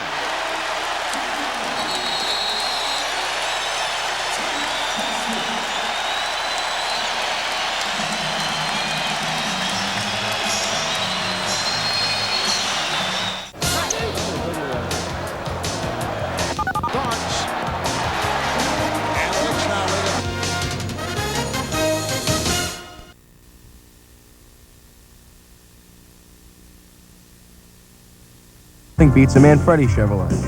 Visit our beautiful Chevrolet showrooms on Coney Island Avenue in Brooklyn or at 438 Port Richmond Avenue in Staten Island. Drive away from Manfredi Chevrolet knowing the car you purchased is backed by the quarter-century reputation of the Manfredi family of fine automotive dealerships. How do I know so much about Manfredi Chevrolet? My father is Joe Manfredi, and our family name and reputation goes on every car we sell. Hey you, need a sports score? I mean right now. We're waiting on you, just like we've been doing for the last 20 years. Sports Phone, the original, and still the fastest results in town. We're just 36 cents per call. Paying more is just throwing money away. Say, New York, stick us in your ear. We're talking Sports Phone here. 976-1313. 36 cents per call. Paying more is just throwing money away. Ajo Lumber and Woodworking Company is your one-stop home center. Everything in lumber cut to your specification. We offer same-day service and delivery for all your lumber needs. Come to Ajo and ask for Easy. Remember, Easy does it. Hey, Joey, I got some stuff you just gotta try. What is it? Pot, you know, marijuana. Well, I don't know. What are you, chicken? I'm not chicken. You're a turkey. He's right. Drug dealers are dorks. Don't even talk to them. Knicks getting very sound defense now, and it immediately shows on the clock. The key man here is Mason. Ewing will come out to help out the guard. Now Mason swings around quickly, and stops Parrish, who also helped from behind on that play. The Knicks turned that into a basket. They didn't react like that on the front line in Chicago last night.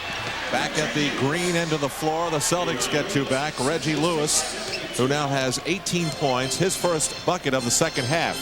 That fast break that developed off that good defense applied by Anthony Mason that John was discussing was exciting. Xavier McDaniel pulls up, and he's got 4 points now in the second half. McDaniel with 21. Knicks lead it by 6. They saw their huge lead slip away, and now they're trying to get it back again. Ewing rejects Reggie Lewis. He recovers. 10 on the 24. The ball never hit the rim. Rick Fox off the bench for Boston, along with Brian Shaw and Ed Pinckney.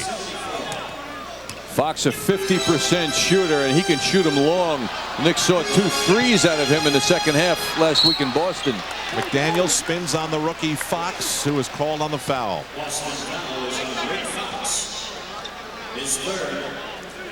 Fox never missed a game in 4 years at North Carolina.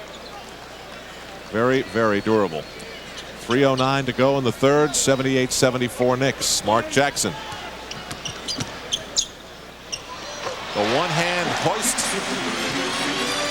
80-74. Mark Jackson with 10. Knicks with 5 players in double figures. Rick Fox runs into Ewing, pulls up, and the follow by Parrish. Ewing is not exerting himself in a physical way necessary to keep Parrish in check. I think he's deathly afraid of getting in foul trouble, because that means the bench, where he doesn't want to be. Mark Jackson pulls up, another one-hander. Beautifully done by Mark Jackson. He's having a great night. 2:24 to go in the third. 82-76 Knicks. Brian Shaw looks over Mark Jackson, and some body banging underneath. John Starks called on the foul.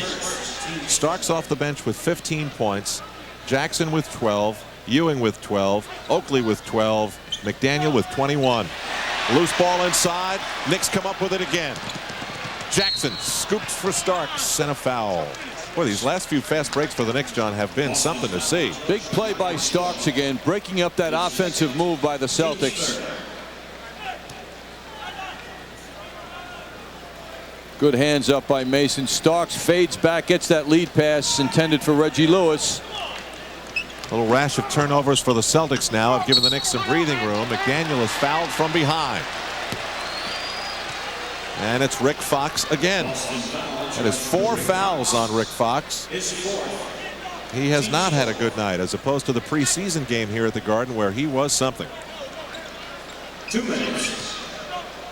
Knicks with a fresh 24. Mark Jackson uses the Mason screen, works to get free, and is short. Chief sends it out to Brian Shaw.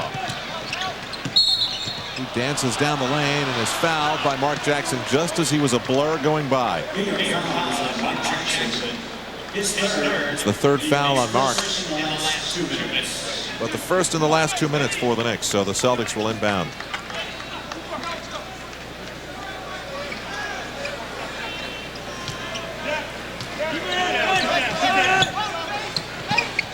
Robert Parrish double team.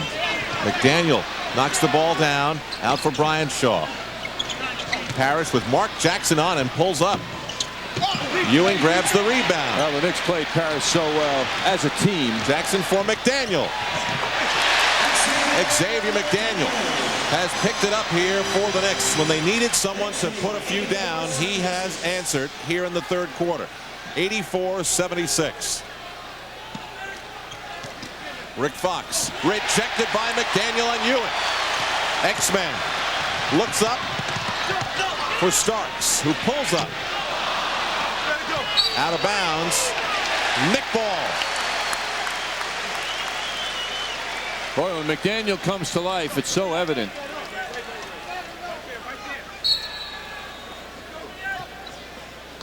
John Starks, double teamed, lost it. And it's a foot race between Brian Shaw and Mark Jackson, who went for the steal. Ewing is called for goaltending. Good effort by Ewing, though. That almost was a spectacular play by Jackson. He did not miss that steal by much. Shaw escaping Mark Jackson. Ewing does his best. Brian Shaw's first points of the game. John Starks. Not a good shot. He had 3 Celtics on his back. 30 seconds to go. Knicks by 6.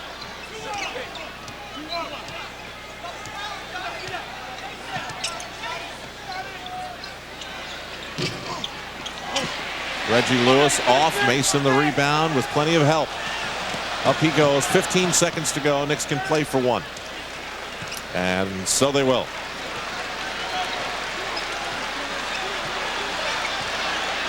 Ewing sets the screen for Jackson between the legs. Back for Patrick, the long jumper. So the Knicks led at the half by 7. After 3, their lead is 6. But so much happened in between. We're heading to the 4th in a moment. Hi, I'm Patrick Ewing. You're watching MSG, the best in the game.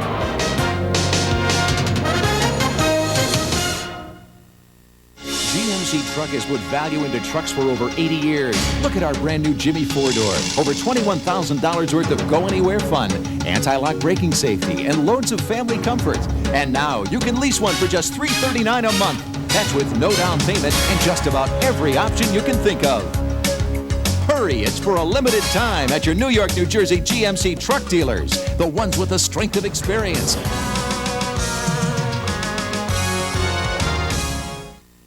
To the good life. To live the good life, you have to pay the price. The average new car costs over $15,000. But there's a motor oil that can protect your investment under extreme conditions when conventional oils won't. Mobil One, isn't your car worth the extra protection? To the good life. Protect the environment. Take your used motor oil to an approved used oil collection center.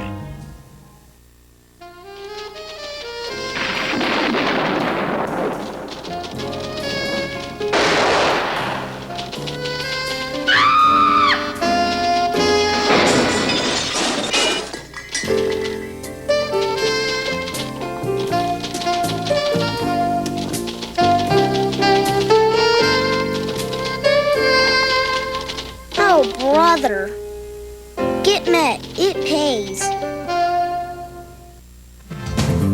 New York Knicks basketball is brought to you in part by Mobil. Drive your engine clean with Mobil Super Unleaded Plus. And by MetLife. Get Met. It pays. Were it not for the disease of drugs, Len Bias would probably be on the floor wearing Celtic green tonight. That was part of Kevin McHale's Stay in School message at the Wilson Middle School in Dorchester, Massachusetts. Part of an ongoing NBA program. We drafted Lenny Bias. Lenny Bias was 6'8", 235. He could lift up this whole school. He was strong as an ox. He was a great, great player. Drugs killed Lenny Bias. I tell you what, drugs killed that man, dead as can be. Right now, Lenny Bias is lying somewhere out in Maryland graveyard. There's nothing left of Lenny Bias. That was a big, strong man. You think that drugs could kill him? What could it do to you? Look at this guy. He looks like me when I was a kid. Stand up. Skinny little guy like I used to be. What do you think drugs do to this little guy? He killed Lenny Bias. Kevin McHale, much spirit to his message. We played just a few seconds of the 4th quarter.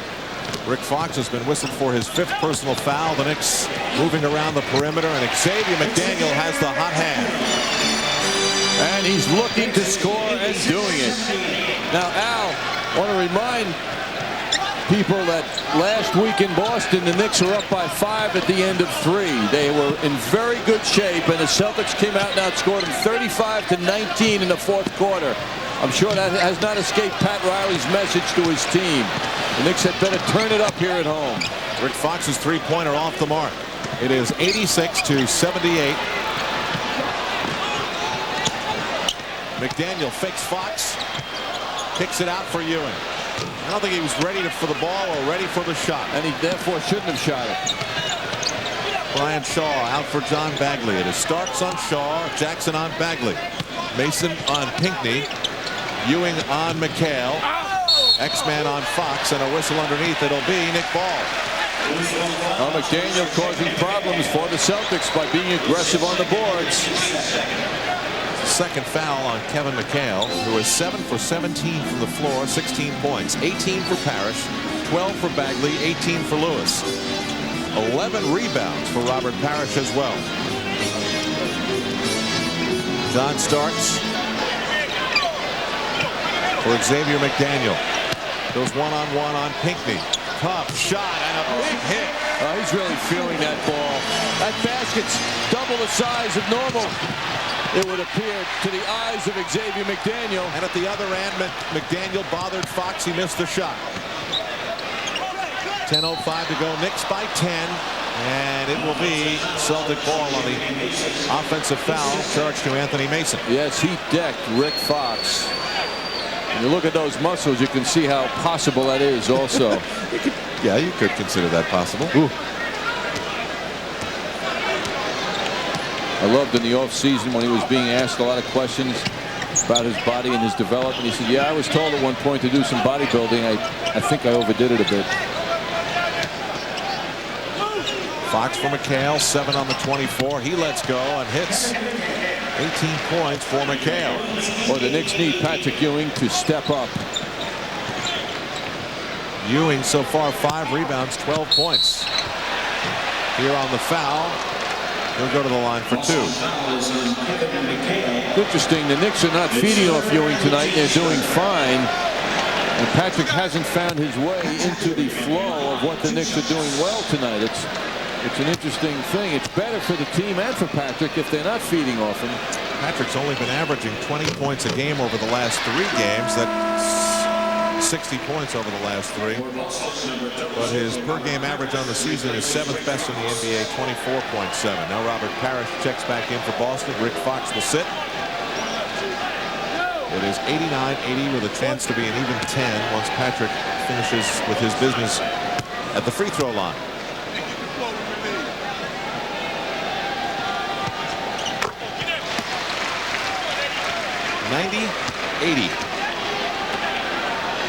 Knicks trying to hold yet another team under 100 points. They did it to Chicago last night. They're the only team in the NBA that can say that. And here a game that could tie up things in the Atlantic Division. Bagley around the perimeter. Shaw. John Starks did a good job of bothering Shaw on the shot. Jackson looks for Ewing and in full stride. Precision at its best.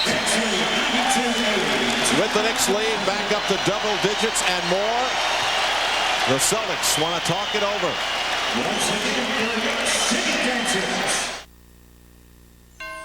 Holiday greetings from Budweiser.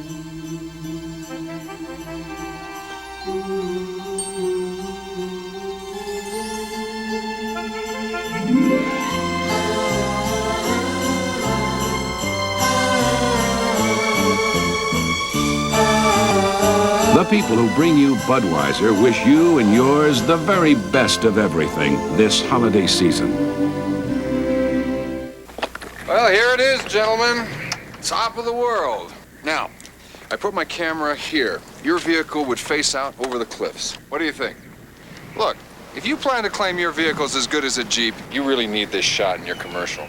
How are we going to get our vehicle up here? Helicopter. We'll lift it. Let's do it. Let's do it. Great. Let's go down and make some calls. Yeah, same thing. It's going to be a great commercial.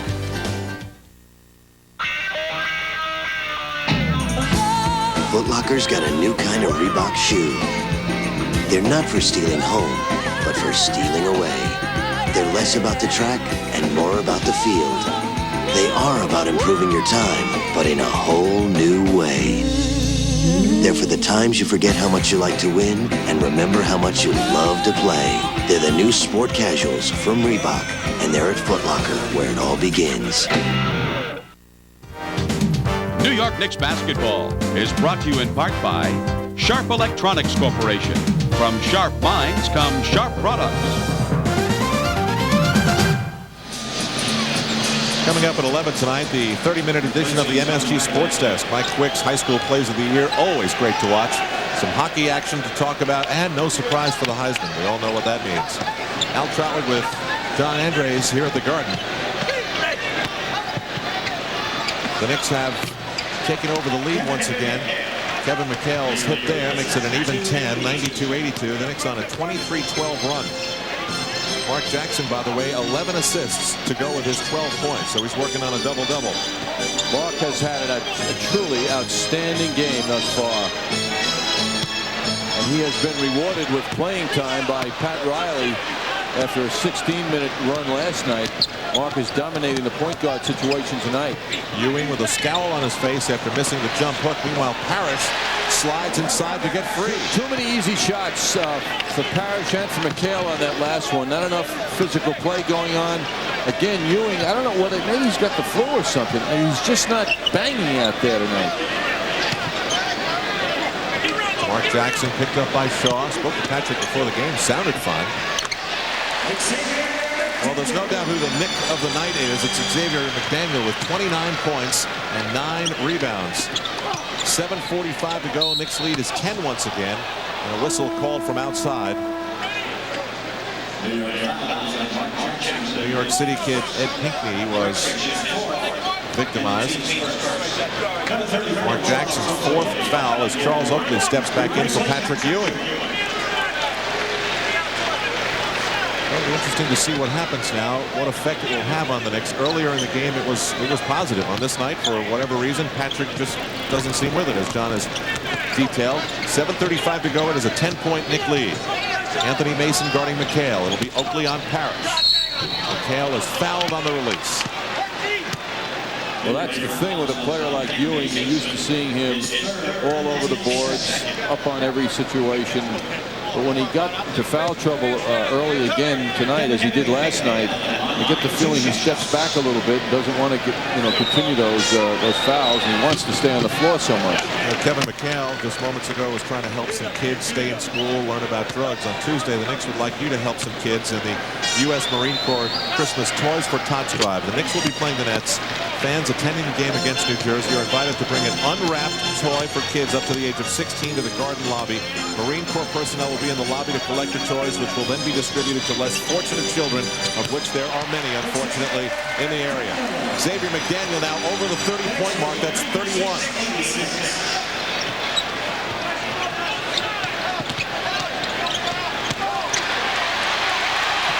Scramble, and of course Starks is in the middle of it. Mason with Oakley all alone takes it up himself, and the pass is deflected away by Shaw. Mason giving the viewers here a little bit of his speed. He's exciting when he breaks out like that. Look at those feet of Starks move, staying right in front of his man, causing that turnover, and how quick he is to that loose ball. Xavier McDaniel gets the pass. He's enjoying his best game as... This is the Xavier McDaniel the Knicks and their fans had hoped to see. His best game in a Knick uniform. 98-86, timeout Boston. Averagely 1917. Here's Anthony. For distance. Greg Anthony.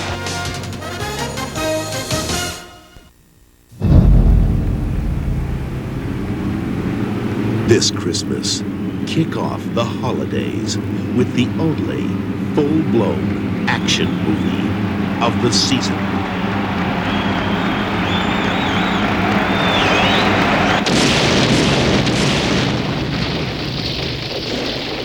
Bruce Willis, Damon Wayans. The Last Boy Scout. Rated R. Now playing at a theater near you. In 1883, Sam Lucchese first brought his boots to the public. Thus began the great Lucchese tradition, a standard of unparalleled quality. Handcrafted of the finest quality leathers, Lucchese boots give you the comfort and support you deserve. Style, attention to detail, each stitch meticulously inspected. Great Texas craftsmanship coupled with New York style. A winning combination at McCready & Schreiber. Come to McCready & Schreiber and get a truly fabulous Christmas gift for the man or woman in your life.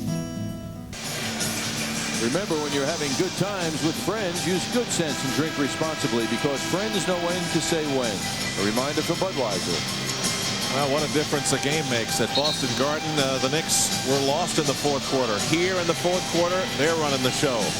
So tough when McDaniel is feeling it as he is tonight. That jump shot was on target, as it has been all night. Look at Pinckney. He's got his arm around him. But McDaniel fighting for position, gets the ball and heads for that hoop. Greeted by Parrish, and so what? The slam dunk over Parrish. And as you watched it wherever you are, the fans here watched it on Garden Vision, and lots of oohs and ahs came as a result of that. Robert Parrish is fouled, and it's an offensive foul. Mark Jackson is helped up by John Starks. Mark Jackson, 14 assists, 6 rebounds, 12 points. Parrish now always tough. Oakley's doing the job, though, greeting him physically, and Jackson goes flying as Parrish tries to assert himself. Jackson for Starks. The quick release is right there. 186. That is a 14-point Knick lead. Shaw, crossover dribble. Get out of here, says McDaniel. And Brian Shaw quiets the crowd, which had erupted after the block. Be wise of Jackson to slow it up now. No need to rush. Hands it for Starks. Jackson's wide open. Double clutched inside for Oakley, who was fouled on the layup. Oakley started off, John, I mean, unbelievable. He had 7 rebounds in the first quarter. Second quarter, he started, grabbed a couple early, had 9, had 12 points to go with those 9 rebounds, and really hasn't been involved in the mix since. This is one of those nights, though, when his teammate has stepped it up to provide double the effort of late, certainly, and that is McDaniel. He has carried this front line in scoring, although Oakley certainly has been present on the boards. McDaniel flirting with a triple-double. He'll have to do some passing to do that. He's got 33 points, 9 rebounds, 6 assists.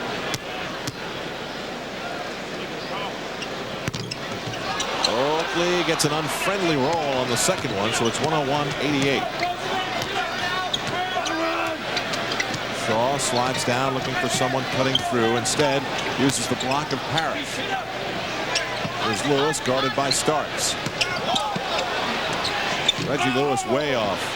He too a big factor for Boston early in the game, but in this second half, Reggie Lewis almost not there. Ryan Shaw comes to life from the baseline. 101-90. 5:15 to go. Shaw's an important man. Came back last week and is slowly working his way into it. McDaniel picked up by Pinckney. Between his legs, looks outside, off the double team. Starks for 3. Mason battles for the second chance rebound.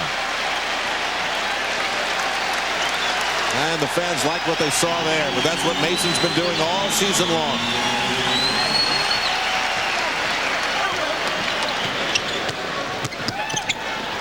Jackson for Oakley.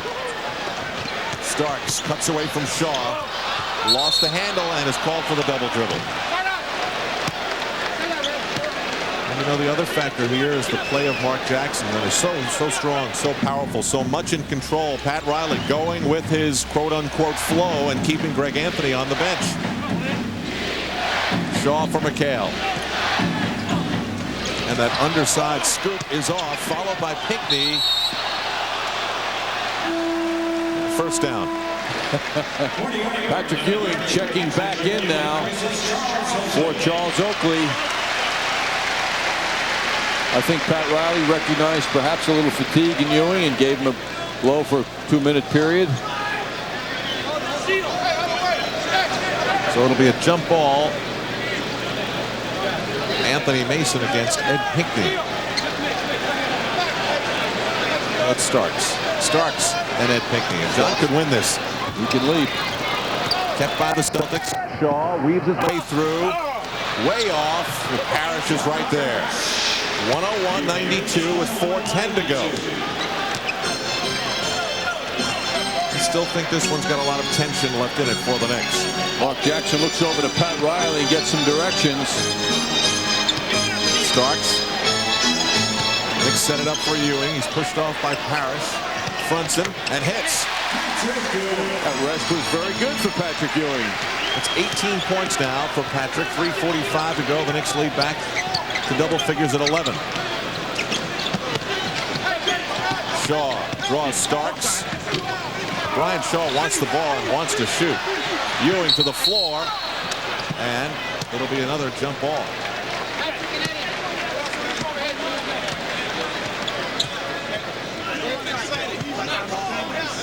Tough season as far as trying to come up with the answers for the Celtics this year. Chris Ford, the Celtics have lost 55 man games due to injury. Larry Bird, of course, not here tonight. Celtics are way off 41%. They've been averaging 51% as a team on the season. The Knicks much better than their average. Oh, what a great play. Celtics are caught napping. Hey, how about that? A one-hand stuff by Jackson, but Ewing and Jackson, who know each other so well, they don't have to talk. They can look at each other. And Ewing read that Jackson could have the advantage the way the Celtics were playing him, so he sent him to the ball. And Chris Ford not liking what he sees in the middle. That should never happen to an experienced team. Since Joe Klein to take his warm-up off. Parrish, he tries to follow and does. 105-94, 3 minutes to go. Well, what has to concern Ford, and it will throughout the year, is that the Celtics are showing that they can be had on the second night of back-to-back games. Their history thus far this year is such. Remember how important that was for the Knicks of a year ago, where you counted them out, how many games in that situation that they did lose.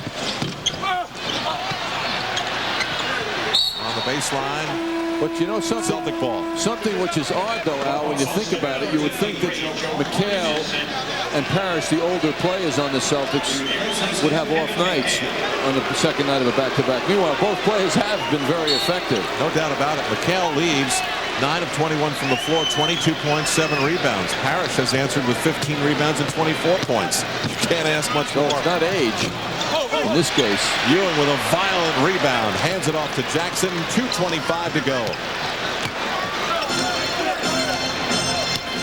This would be a very encouraging victory for the Knicks, for they withstood the Celtic comebacks time and time again. They beat the first place team in the division and claimed a share of the tie for the lead for themselves if they hold on and win. And right now, leading by 11 with 2 minutes to go in the game. It seems as though they're well on their way to doing that. 2 minutes. Ewing on the drive. And of course, we'll have extensive coverage on our post-game report. John Andres, by the way, will be hosting the post-game report tonight. 19,763 in attendance, the third sellout of the season for the Knicks. Thanks, John. I could use the rest. Al, don't you like the sound of your own voice? You're going to be hearing a lot of it. Oh, man. We're going to have time to recount every play of the game in the post-game report. Here are the best home records. Knicks on the verge of going 9-0 to match the Cleveland Cavaliers. That's the Payne Weber leaders in the home court category. Talking about second games of back-to-backs, the Knicks will, it certainly looks like it, enjoy their 4th win of the season on the second back-to-back. Robert Parrish on the jumper. They've beaten Philadelphia, Atlanta, and Seattle, all very good teams. And now the Boston Celtics on the second night of a back-to-back. They lost, oddly enough, to Miami and Indiana. Those are their 2 losses in back-to-backs. This will also snap a 9-game losing streak that the Knicks did not enjoy to the Celtics. And McDaniel just continues to sizzle. That's 35 points, 15 of 19 from the floor. 15 of 19 from the floor. He was 1 for 5 last night in Chicago. John Starks called on the foul. Without Larry Bird, this has been a tough one for the Celtics to watch, but boy, in the third quarter they erased what was an 18-point Knicks lead, took the lead in the game, and when I believe it was 70-69, the Knicks reclaimed charge and went on a big run. Patrick Eddy checks in. He's been a DNP, coach's decision, the last 2 games. At 6 minutes of action in the Tuesday game against New Jersey. The thing that will haunt the memory of this game for Chris Ford is that the Knicks, who are now shooting 58% for the game versus his team's 41%, were able to get such good shots and make them. And the defense that the Celtics normally present when they hold their opponents to 44% for the season, which is excellent, just hasn't been there. McDaniel coughs it up. Shaw on the move, and successfully so. 109 to 99 with 56 seconds to go in the game. Well, this man has controlled the Knicks in the backcourt tonight. Mark Jackson has had a sensational game. McDaniel. Oh, man. Who do you think the player of the game should be, Al? That's a tough one, John. Let me think about that. He's closing in on 40 points.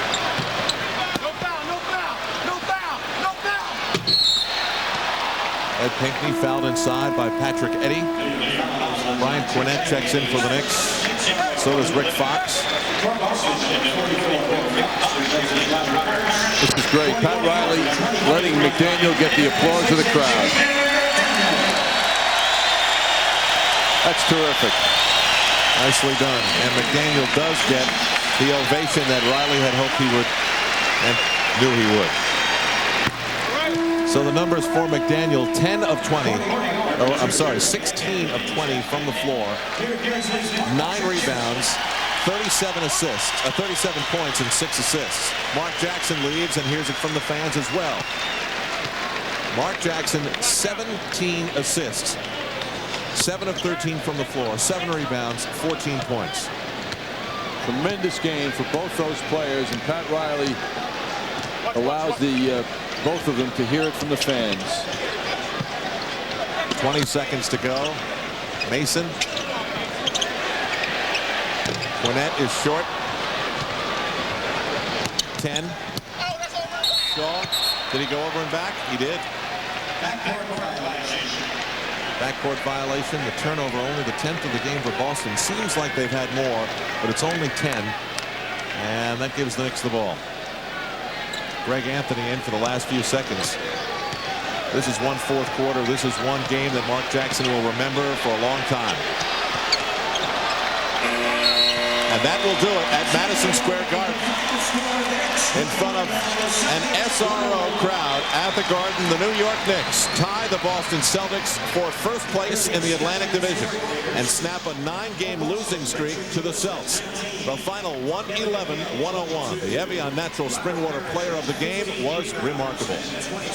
Xavier McDaniel, 16 out of 20 from the field and 9 rebounds. Sensational game. Well, John, you're going to have a lot to talk about, so you better settle in for that post-game report. We'll get back to courtside here at the Garden, where the Knicks have beaten the Boston Celtics by 10. The X-Man leading the way. Let's say every time you watched your card go into an ATM, you knew there was a chance it was never coming out. Well, at Citibank, we designed our CitiCard banking center so your card never leaves your hand. All they need is a quick dip, and you're ready to control all your accounts with just a touch here or there. See, at Citibank, our machines not only give you the power to control all your money 24 hours a day, we make sure that power never gets taken away. All day, all night, all week, CitiCard banking centers. Not just banking, Citi banking. Hi, we're here at Kansas Deli talking about the New York Telephone regional calling area. And helping me illustrate is Deli Man Marvin Waldman. Did I use your correct title, Marvin? Is Deli Man the correct way? Yeah. Whatever. Okay. Marvin, what looks good today? Oh, well, I made a little model of the New York Telephone regional calling area. The Locks is Long Island, the gefilte fish is Westchester and Rockland, and the pickled herring is the 5 boroughs. And practically all calls anywhere in this area are connected by New York Telephone. Right. If you call across the street, that's on New York Telephone. To Long Island, New York Telephone. And from the gefilte fish to the Locks is New York Telephone. A delightful presentation, Marvin. And if you're short on fish, just check out the back of your telephone bill. Regional calling from New York Telephone. Marvin, let me have a piece of Long Island with a schmear. We're all connected, New York telephone. 10 sold-out nights of Harry Connick Jr. at the Paramount just aren't enough. So starting on April 2nd, you'll have your last 5 chances to be enthralled by Harry Connick Jr. and his orchestra. A little bit of me and a whole lot of you. Tickets for these final 5 performances go on sale this Monday, December 16th at the Garden Box Office and all Ticketmaster locations. Presented by AT&T. Harry Connick Jr. plays the Paramount. Already sweet, it doesn't need an oven. I hate him. No class. He's much too intense. The guy's a phony. I hate the guy. I hate the guy. He's a bum. He's such a prima donna. I love the guy. What class? He's so intense, so confident. He's a leader. You just gotta love that guy. The guy's a genius. He makes us a contender. Pat Riley. New York loves a winner when he wins for us. And so our post-game report begins here back at Madison Square Garden, where the New York Knicks have beaten the Boston Celtics by the final score of 111 to 101. Boy, following up what was probably his worst game as a member of the Knicks, Xavier McDaniel delivers his best New York Knicks result. Here are the numbers, and they are remarkable. 16 of 20 from the floor, winding up with 37 points, 5 of 7 from the free throw line, 9 rebounds, 6 assists. He did it inside, he did it outside, blocked a shot, and had one of the most spectacular dunks of the game. Was involved in what seemed to be every Knick fast break, and there were many in the second half. The Knicks led in this game back in the second quarter by the score of 45-27. That was an 18-point lead. By the time halftime rolled around, the Celtics had shaved it to 7. When the second half got started, the Celtics played well. They claimed the lead at 70-69, and that's when the Knicks reclaimed this game for themselves, showing tremendous guidance by Mark Jackson, who finished with 14 points, 7 rebounds, and 17 assists. This was clearly a night for Xavier McDaniel and Mark Jackson to shine, both of them suffering last night. McDaniel from the 1-for-5 shooting performance, and Jackson from not getting any of the fourth quarter at all, watching Greg Anthony run the show in the Knicks' loss to the Chicago Bulls. So the Knicks have an awful lot to talk about. The menu of our post-game report includes Pat Riley's post-game press conference. Walt Frazier will be along. Michael Kay is extremely busy as we speak, uncovering notes and quotes for tomorrow's editions in the locker rooms of these respective teams. We'll have some highlights to look at and hopefully some player interviews as well. We'll bring you back courtside at the Garden for more of our post-game report. The Knicks winners tonight, 111-101. This year, find your gift at the place where giving beats everything. For Christmas, as always, nobody beats the Wiz. Your dream is sea breezes off Cape Cod.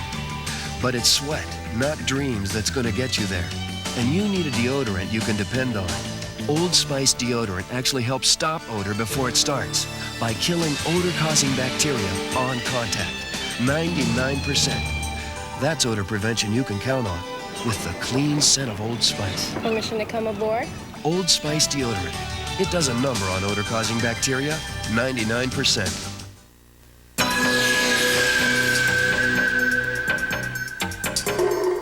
Like you, your car has a heart, the engine. And like the human heart, it has valves where deposits can form. The right diet can make a difference. Fill up with Mobile Super Unleaded Plus. Its advanced detergent formula can unclog vital engine parts. For power and performance, get Mobile Super Unleaded Plus and drive your engine clean.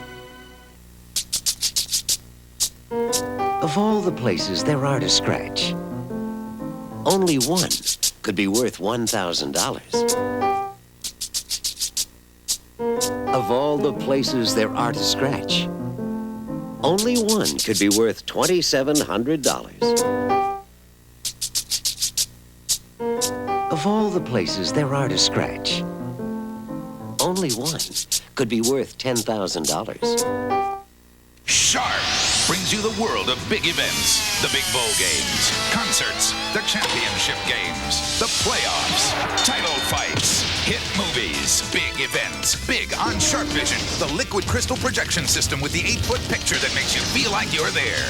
Now, see Terminator 2 on Sharp Vision. See a demonstration and you could win a trip to a Hollywood premiere and the Terminator's jacket. Buy Sharp Vision and get a $500 rebate. Sharp Vision. For information, call 1-800-B-SHARP. Welcome back courtside at Madison Square Garden. There's the final once again, 111-101. It was the night for Xavier McDaniel. This was the night that the Knicks had hoped to see when they signed him, or traded for him rather. And tonight, Xavier McDaniel was spectacular. Hitting from the outside, 16 of 20 from the floor, 9 rebounds, 6 assists, 37 points. Here moving on Ed Pinckney, drawing and the fall away from the baseline. That was in the fourth quarter when he was really in the zone. McDaniel definitely had the touch. Meanwhile, there's Mark Jackson, who had 17 assists, and there was one. That was an easy one. Jackson to Xavier McDaniel. Lots more to come in our post-game report, but right now, Pat Riley meets the media. I think he's a great pro, and he's been around a long time. He knows. We work with him every day. You know, try to get him the ball where we feel it'll be good for him, but, you know, he'll arrive. Tonight, I hope, is the start of something good. You mentioned last week that the Knicks they got killed on the boards in Boston. Do you feel there's still room left for improvement on the offensive boards tonight? They got hurt a little bit, at least in the first half. That's a big team. I mean, when Patrick went out after 5 minutes, you know, we got Mace and Oak, both of them. You know, we lie in the program. You know, they're about 6'6", you know, if you look at them. But, you know, Robert and Pinckney and McHale are long arms. They're just over the top, even when you block them out. So, you know, we were fighting like hell to get a rebound, but they're just big, and we got a number of them. Got the quick team in there. We got out to a break, but they keep wearing you down. When did you know that Bird wouldn't play? Did you know at the shoot-around? Yeah, right at the shoot-around. Saunders came and screamed it in my ear. Bird is not playing. I said, no, on this play with Bird and Bird is. How do you evaluate that in the nature of winning this game without him? You know, it was a big win for us at home. Their team changes, obviously, in a lot of ways. They become more athletic. They become bigger. They run more. Kevin McHale becomes more of a force. Reggie Lewis shoots the ball more. So you don't know sometimes. It's a back-to-back game, and maybe he doesn't play well at 35 back-to-back games. It could have been a blessing in disguise if our guys had sort of said, well, it's going to be easy tonight, but it's at the end of a game where you don't want to see him. That's, you know, during the course of the game, it's the end of the game. And we didn't want to get it close, and if he's on the floor, then he's just going to make it all happen for him. Pat, during that one stretch where I think they took the lead, then you scored 6 straight, and Mark finished it off with that behind-the-back pass to X. I mean, obviously you want to make the right pass and the guy get the easiest shot, but is that something a little extra that he can bring to just get a little juice going? I mean, 3-on-1s and 3-on-2s are plays that you got to make in this league in transition to get the foul or the shot. And we have not handled those well. We don't convert in transition as well as I would like. And, you know, there's a personality that Mark brings to the break. Sometimes he may give it up too early, or he might, you know, make a play one-handed that he shouldn't make instead of the fundamental play. But there's also times when you know it's a dead ringer. I mean, that was a, you know,